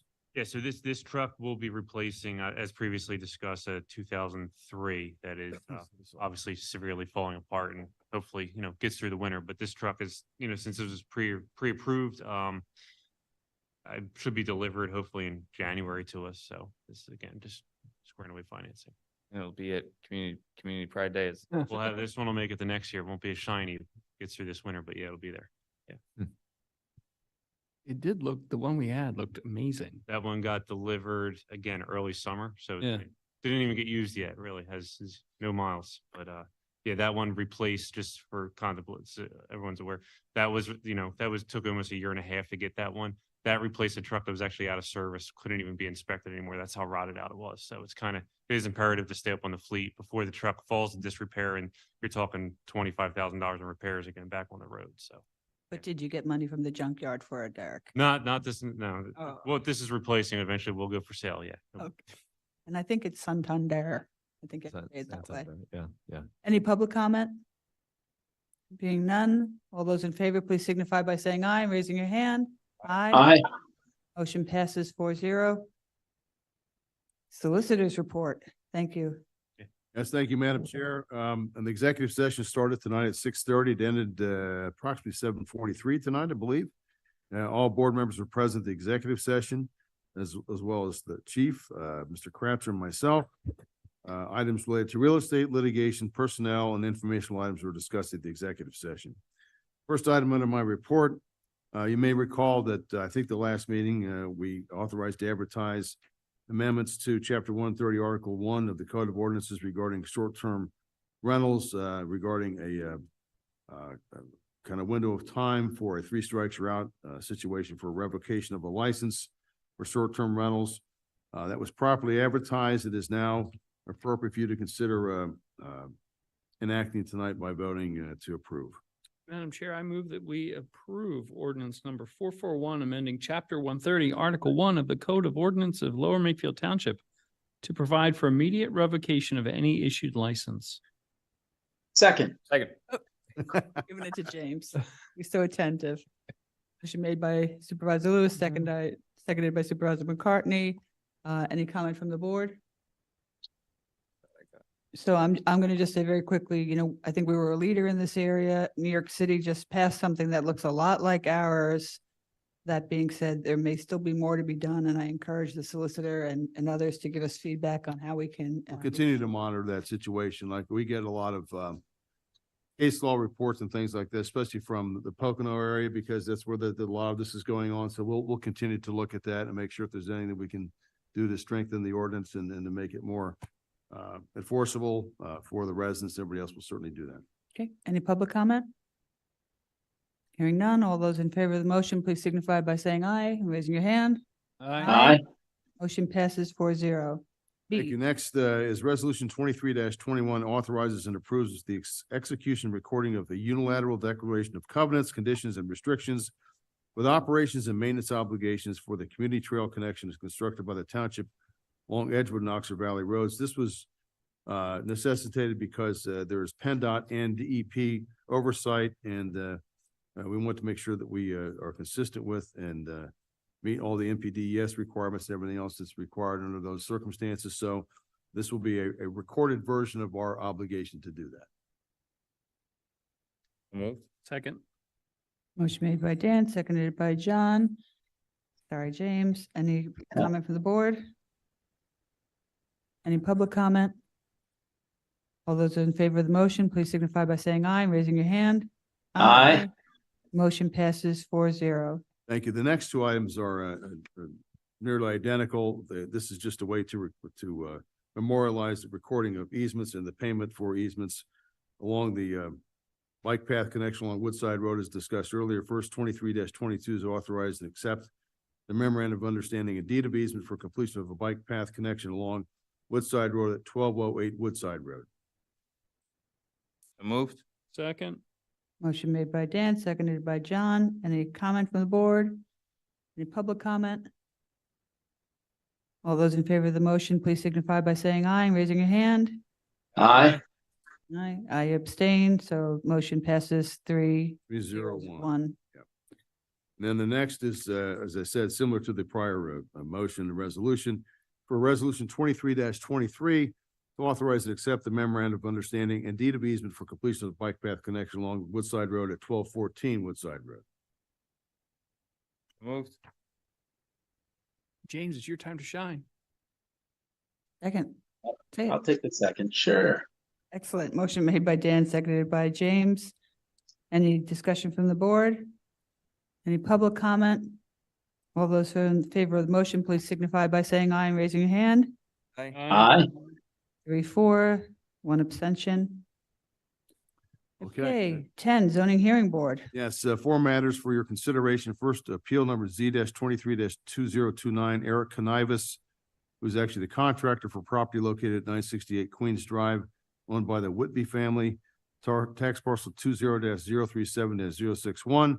Applicants request a variance from Township Zoning Ordinance 200-23 in order to install an in-ground fiberglass swimming pool, which would increase the impervious surface from the existing 22.4% to 24.6%, where 18% is the allowable amount. I did not see any stormwater mitigation plans as part of this application, so we recommend participation. We'd have to have a vote. Madam Chair, I move that we participate in appeal number Z-23-2029. Second. Second. Motion made by John, seconded by Dan. The only comment I have from the board, for myself, sorry, I'm mumbling. We keep talking about, I believe there is stormwater mitigation measures on this application. Are they? It's Okay. what I was told today when I checked with staff on this issue. Okay, I didn't see it on the original application I saw. I mean, we can, as long as we have fixed the process so that people aren't able to submit motion, Yes, applications that are not compliant with and the that. applications themselves have the calculation tables on there. It's whether then they take what they have there and say, this is what we're gonna do to It's mitigate that. been communicated multiple times. I'll make sure Oh, that's. sure. Okay, Does that change the solicitor's recommendation? Not necessarily, because we're still talking about, I mean, unless it does demonstrate it reduces it to the 18%, I think that's really the main concern. So I would say participate, and obviously if it'll be limited participation at the zoning hearing board if it looks like they meet all the requirements, so. okay. Anybody else from the board? Any public comment? I'll call the question. All in favor, please signify by saying aye. Aye. Aye. Motion passes 4-0. Thank you. Next, appeal Z-23-2030, Michael Montgomery for the property located at 249 Forest Road, tax parcel 20-049-245. Applicant requests a variance from Township Zoning Ordinance 200-69A 14 small c in order to install a 6-foot high aluminum fence and a sewer easement. This isn't a flood zone, but the issues implicated here, frankly, we don't believe or require participation, especially since the zoning hearing board frequently addresses these issues. So we recommend deferral unless there's a contrary sentiment from the board. Really quick question, Dave, because it's getting late. When it's in a sewer easement, it's no longer a township-owned facility, so it's not a township-owned easement anymore. That's correct, although I guess the access would still require our ability to enable that. I guess you're right. Yeah, so it's still a provision in the zoning ordinance. It's something that Jim Majewski is looking at in terms of updating the ordinance to potentially avoid this to the extent that the owner of the easement is agreeable to this. One of the conditions one of the requirements and anticipated conditions that was already communicated to the applicant is that the applicant would have to receive the consent of Aqua as the holder of the sanitary sewer easement. So it is still a provision though within the zoning ordinance, and by virtue of that, that's why the variance is needed. And maybe again, just to go back to when we talk about the forms that are the applications, perhaps if there's a sewer easement issue, perhaps we have to have some kind of line in there about notifying Aqua about that. Maybe that's something we can think about. Yeah, because we're basically making, we may have Decision for them. making a decision for Aqua Right. that they can't, Yeah, doesn't really hold water, pardon the pun. yeah, no, that's a good point. So we'll follow up on that just in terms of as a process situation.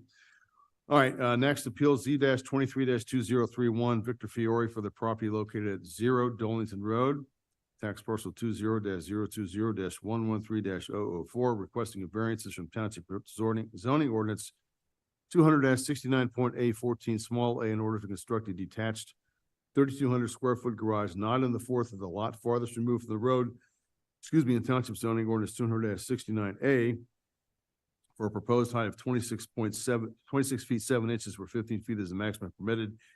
This property is located in the area adjacent to where a lot of the flooding occurred in the last 7 weeks.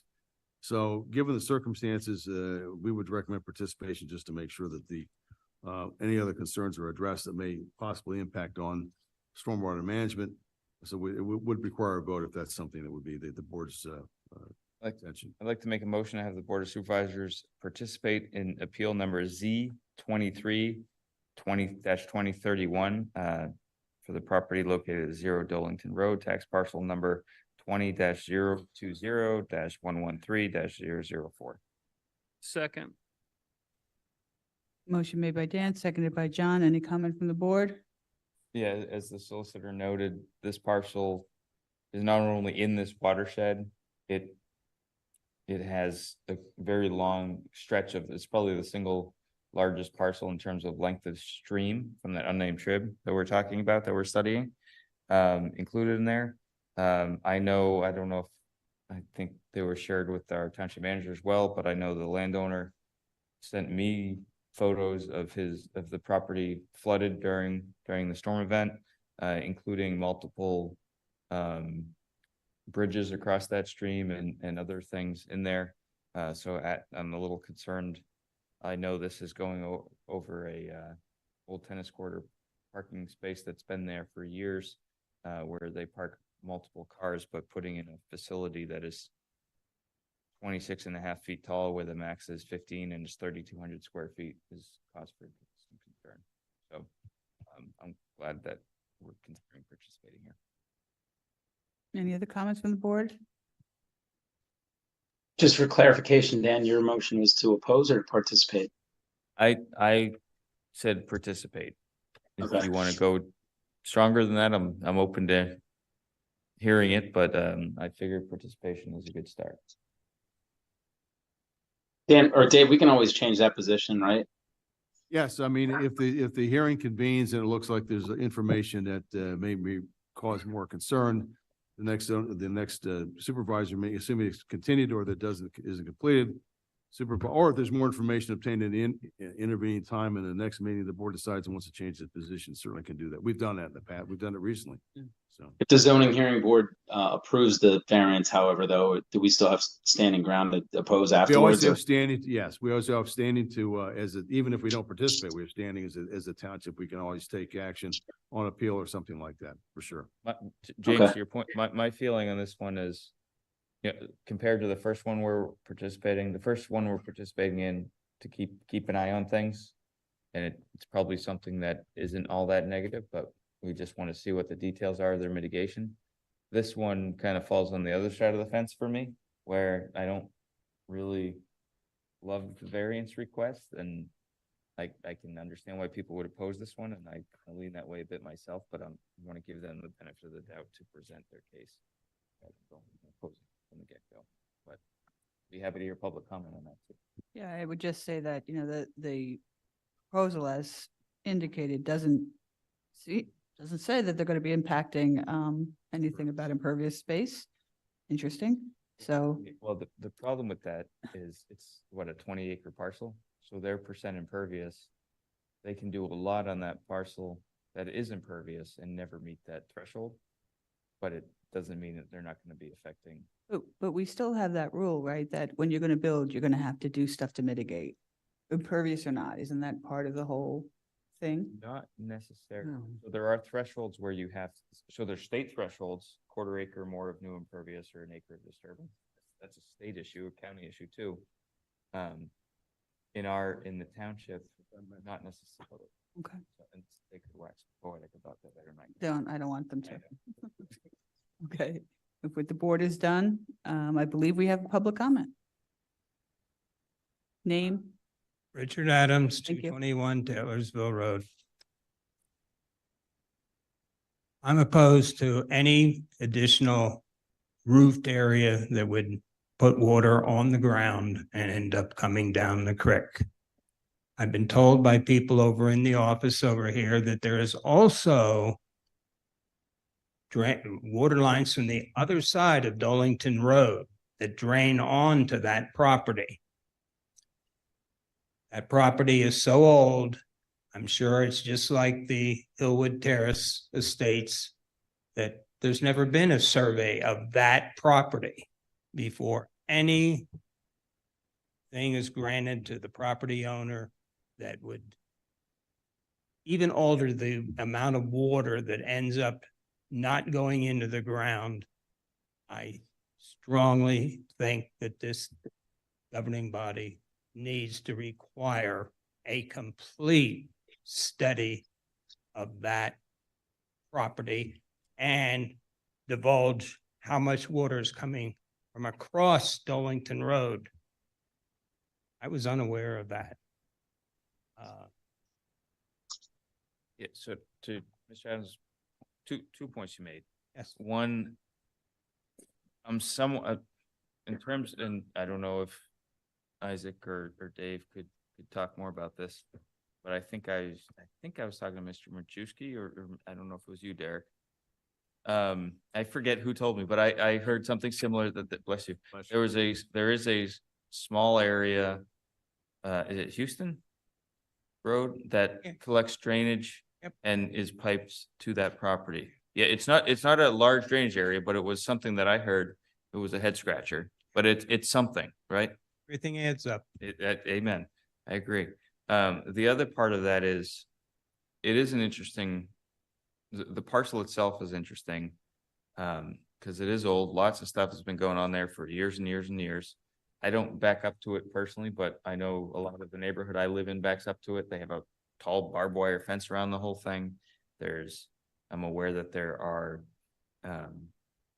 like I mentioned before, there are bridges going over the stream. Those require permits from the state. I don't know if those are in order, all that stuff. And unfortunately, and Mr. Truelove, you could talk about this. Those items aren't being covered in the variance request. So requiring a full-blown stormwater study of that property for this particular variance request, I don't know that we can do that. I would love to do that. But I don't know where we stand there. I mean, we're confined to the request as it pertains to that particular application. Now, however, the study that you just approved earlier will take that into account, I'm sure, as part of the overall comprehensive review. So I think that's at least a place to start with some of this. So that would be and look, when at the zoning hearing board, there may be information that comes out that will hopefully provide some context with that, but I don't know, but I think it's a valid question, given the concerns we have. I think, at least participating gets us there to at least look at it and ask some questions. And we, like you said before, we have the ability to change our position. Sure. Strengthen, make it a harder response, right? Go from participating to actively opposed. And for those who are concerned, you can attend zoning hearing board meetings in person or online to make your opinion heard. One quick thing, zoning hearing board is a quasi judicial independent body of the Board of Supervisors. And we think very carefully about who we appoint to the zoning hearing board, as we do with all boards, but they're designed to be independent, and the folks who are on that board do deal with these issues all the time and do work with property owners to find the balance between making sure that people aren't flooded and property owners can enjoy the rights of their property. So that's why we take a view that says, we participate, and typically we've participated over the years in cases where there's a potential for flooding, and it's not just because we're concerned about flooding, although that's important. The township has completed the CRS program under FEMA, and that's the Community Ratings Service. What that means is for folks that have to get flood insurance, that CRS reduces their premiums by over 25%. So we participate in those cases as part of compliance with that FEMA CRS, which is why we often participate on cases when you hear those. It's not, we generally want to respect the independence of the zoning hearing board. That's why it's not an immediate opposition, and we do retain the right to oppose later down if we did feel that way. And the pipeline across Wellington Road, can that be looked at as to, was that done prior to the impervious surface? Probably done prior to the zoning ordinance itself, Mr. Adams, to Well, your point. bear in mind that development was built before. Right.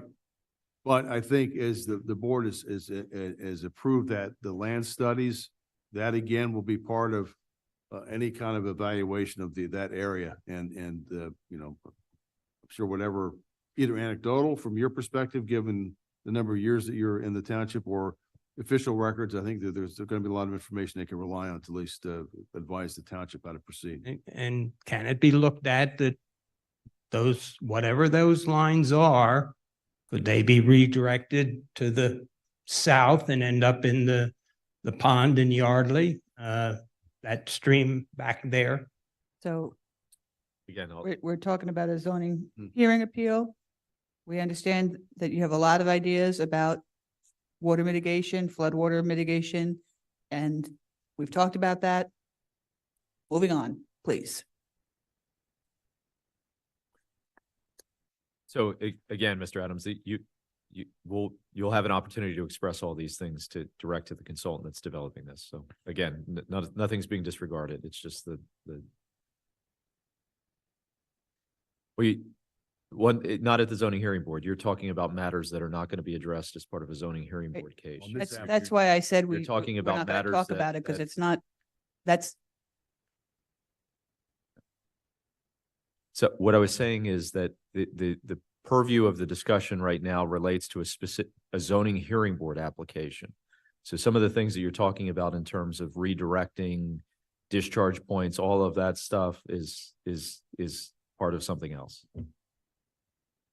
Mr. Adams, I think I heard you said you would have a hard time getting to zoning hearings. So just a reminder for anybody, you can go, you can watch it on YouTube, you can watch it on your cable. It's televised just like these meetings are. You can participate. You can actually become a party if you qualify to the litigation remotely. So that's something that can be done. Moving on, D. Did you approve that, by the way? Did you vote? Did we? Call the question? All I those, want to make sure after all that discussion. thank you very much, Dave. All those in favor of the motion, please signify by saying aye and raising your hand. Aye. Aye.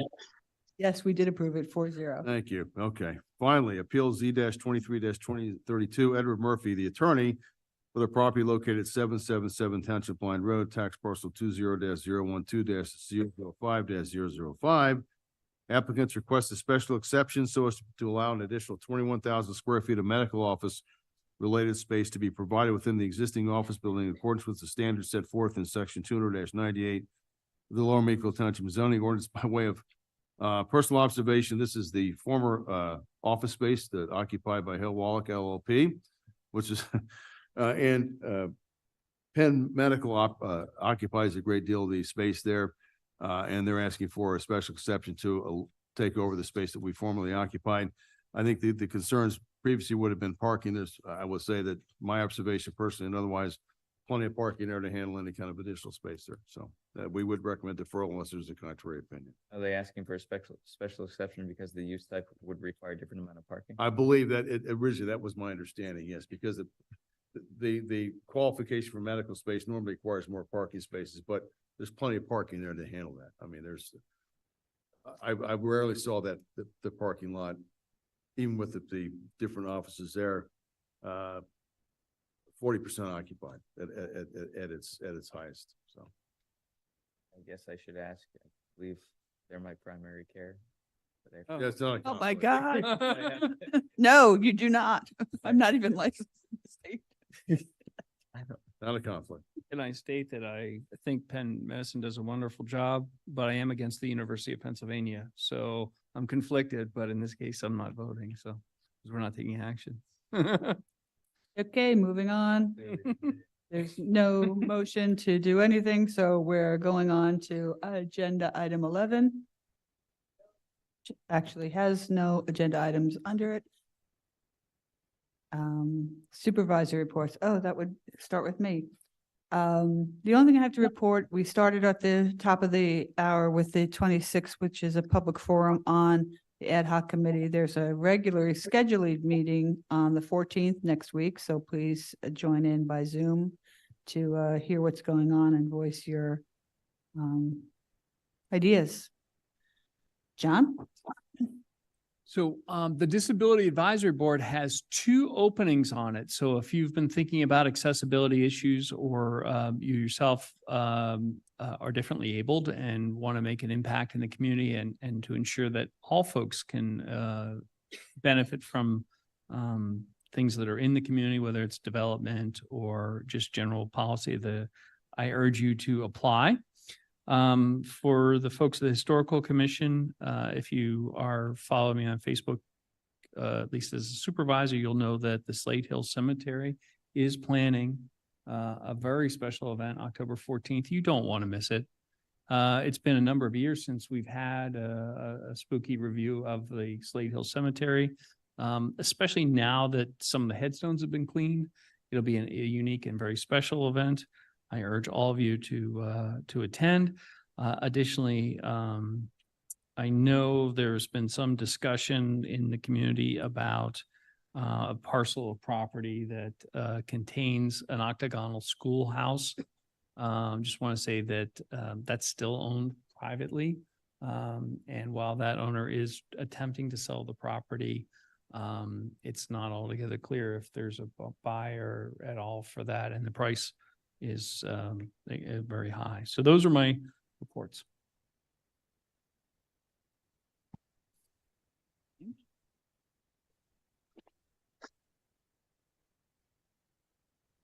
Are you waiting on me? Yeah. Oh, I didn't hear you. I have nothing to report at this time. Thanks. Excellent, Dan. Sure. Let's see, the Environmental Advisory Council will meet on the 14th. The Trent Mercer Citizens Airport Review Board has, I think Mr. Kratzer has forwarded a letter that they are recommending that we piggyback a letter from Senator Sierra to DEP Commission, New Jersey DEP Commissioner Sean LaTourette. They've asked that we issue a similar letter. It's primarily centered around PFAS and making sure that we stay, we're basically informed of the various decisions that they make in processes, which would kind of dovetail on letters that you've written. Yeah, so I've actually done, for those interested, I filed a New Jersey right to know request, so I use law just to, Oprah, thank you, yeah. No relation to Ms. Winfrey, but specifically asking for documents related to PFAS on parcels that are in the airport complex and associated with the airport. And actually, I did get a response within the appropriate time frame, I believe, for Oprah, but that they did not have any, which was troubling at the time. And just because I know Commissioner LaTourette probably watches these meetings, I'm not holding it against him. It took him over 9 months to answer my last letter. I'm wishing him all the best in his current, he's going to be an assistant professor at Rutgers while he's still the head of the NJDEP. So he's a hardworking guy, but I'm not saying anything about the 9 months that I waited for an answer to a letter from him. Not saying anything to him. Sean, you know. So moving on with my supervisory reports. The last one, citizens traffic, they're reviewing lots of things, but it's also, I think, since it's citizens traffic, it's a good time to remind people. Today was the first day of school at Pennsbury. I'm sure other schools have also started or started recently. So just a reminder that traffic patterns are going to be changing from the summer. So we do have early morning commute planned accordingly. There will be school buses out and about, children at bus stops, parents dropping off kids in a rush to get to work. So just please, and kids running around before and after, more after school than hopefully before, but generally keep an eye out for the kids, and glad everyone had a great first day. That's all. Thank you. Any other business? Just two general announcements that, one that I forgot to make under my report. So BOMA, which is the organization that we partner with to manage the deer population in the township. They are beginning their hunt on September the 16th. Correspondence to surrounding property owners is in the process of being mailed out, consistent with what has been done in the past, and the properties have been posted. So they'll proceed with their typical practice, and they'll report back to the board as they progress. And then just the only other item of note for purposes of the public, and again, this is this will be advertised legally, and also posted on our website and social media channels. But the board is holding a special meeting next Thursday, September the 14th, beginning at 6:30. For the purposes of interviewing interested parties that have expressed an interest in being appointed to serve in the vacant Board of Supervisors position. So that will begin at 6:30.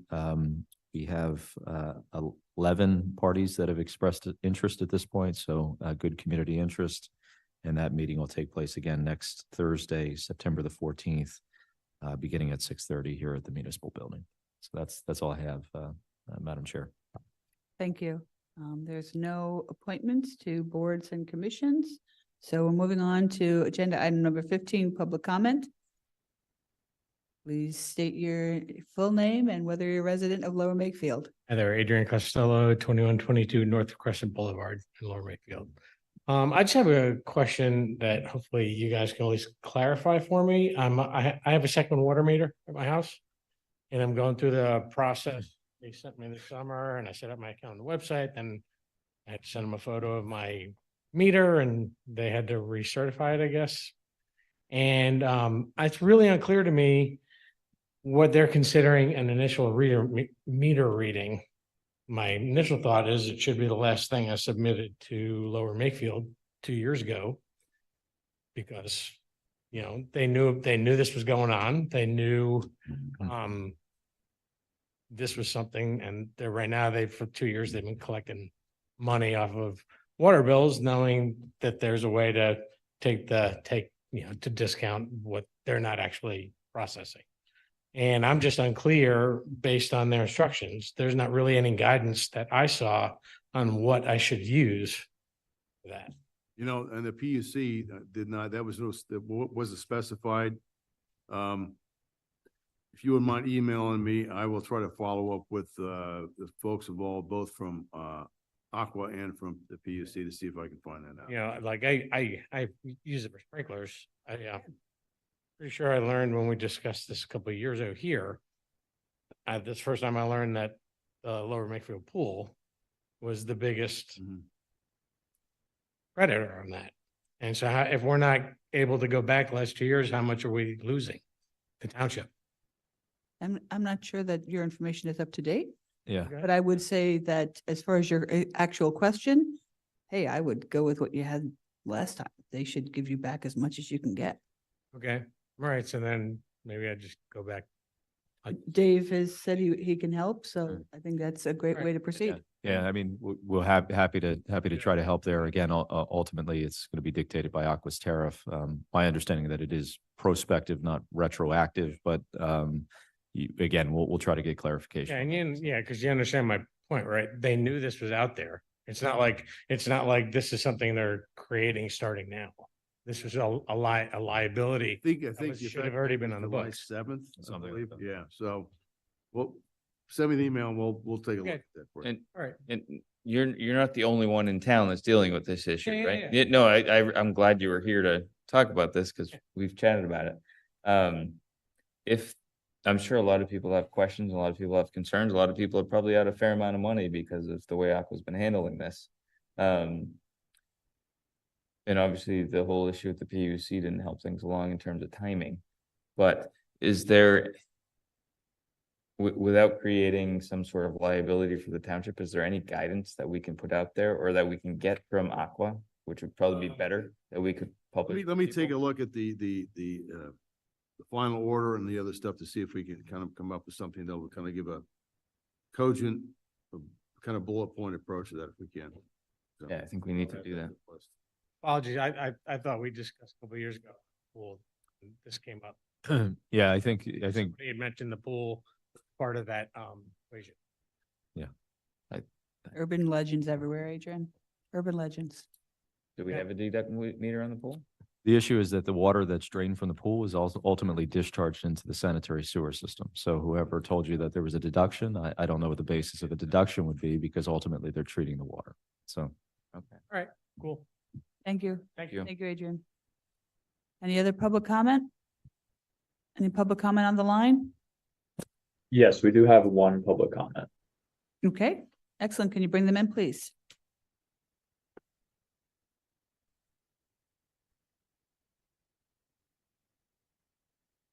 Lori, you're now Hi, live. this is Lori. Great. Okay, great. Thank you. I'm Lori Gray, and I am a Lower Makefield Township resident. I just had a quick question on the status of the budget process. I think at the last meeting, it was mentioned there was going to be a couple of special budget meetings. What is the status of that? If somebody could just update us, thank you. Just checking for those dates.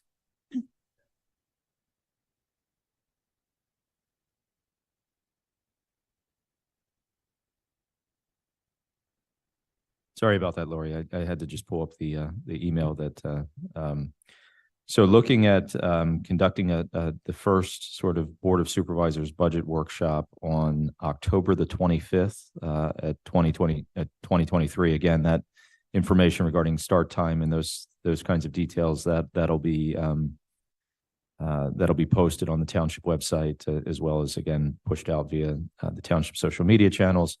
And then there was discussion about, depending on progress at that meeting, there would be follow-up budget workshop on November the 8th, again, 2023, in which the start time would also be published, both in the newspaper as well as on the website and through the township social media channels. So that's the proposed schedule at this point. Thank you very much. I appreciate that. I just couldn't remember the dates and didn't know if that was, I know they were going to go back and look at schedules to see if those were good dates or not. So great. Thank you very much. I appreciate the information. Have a great night, you guys. Thank you. You as well. Thank you. Any more public comment? There's no public comment at this time. All right, well, public comment being over and there being no further business before the board, the meeting is adjourned. Thank you, everyone.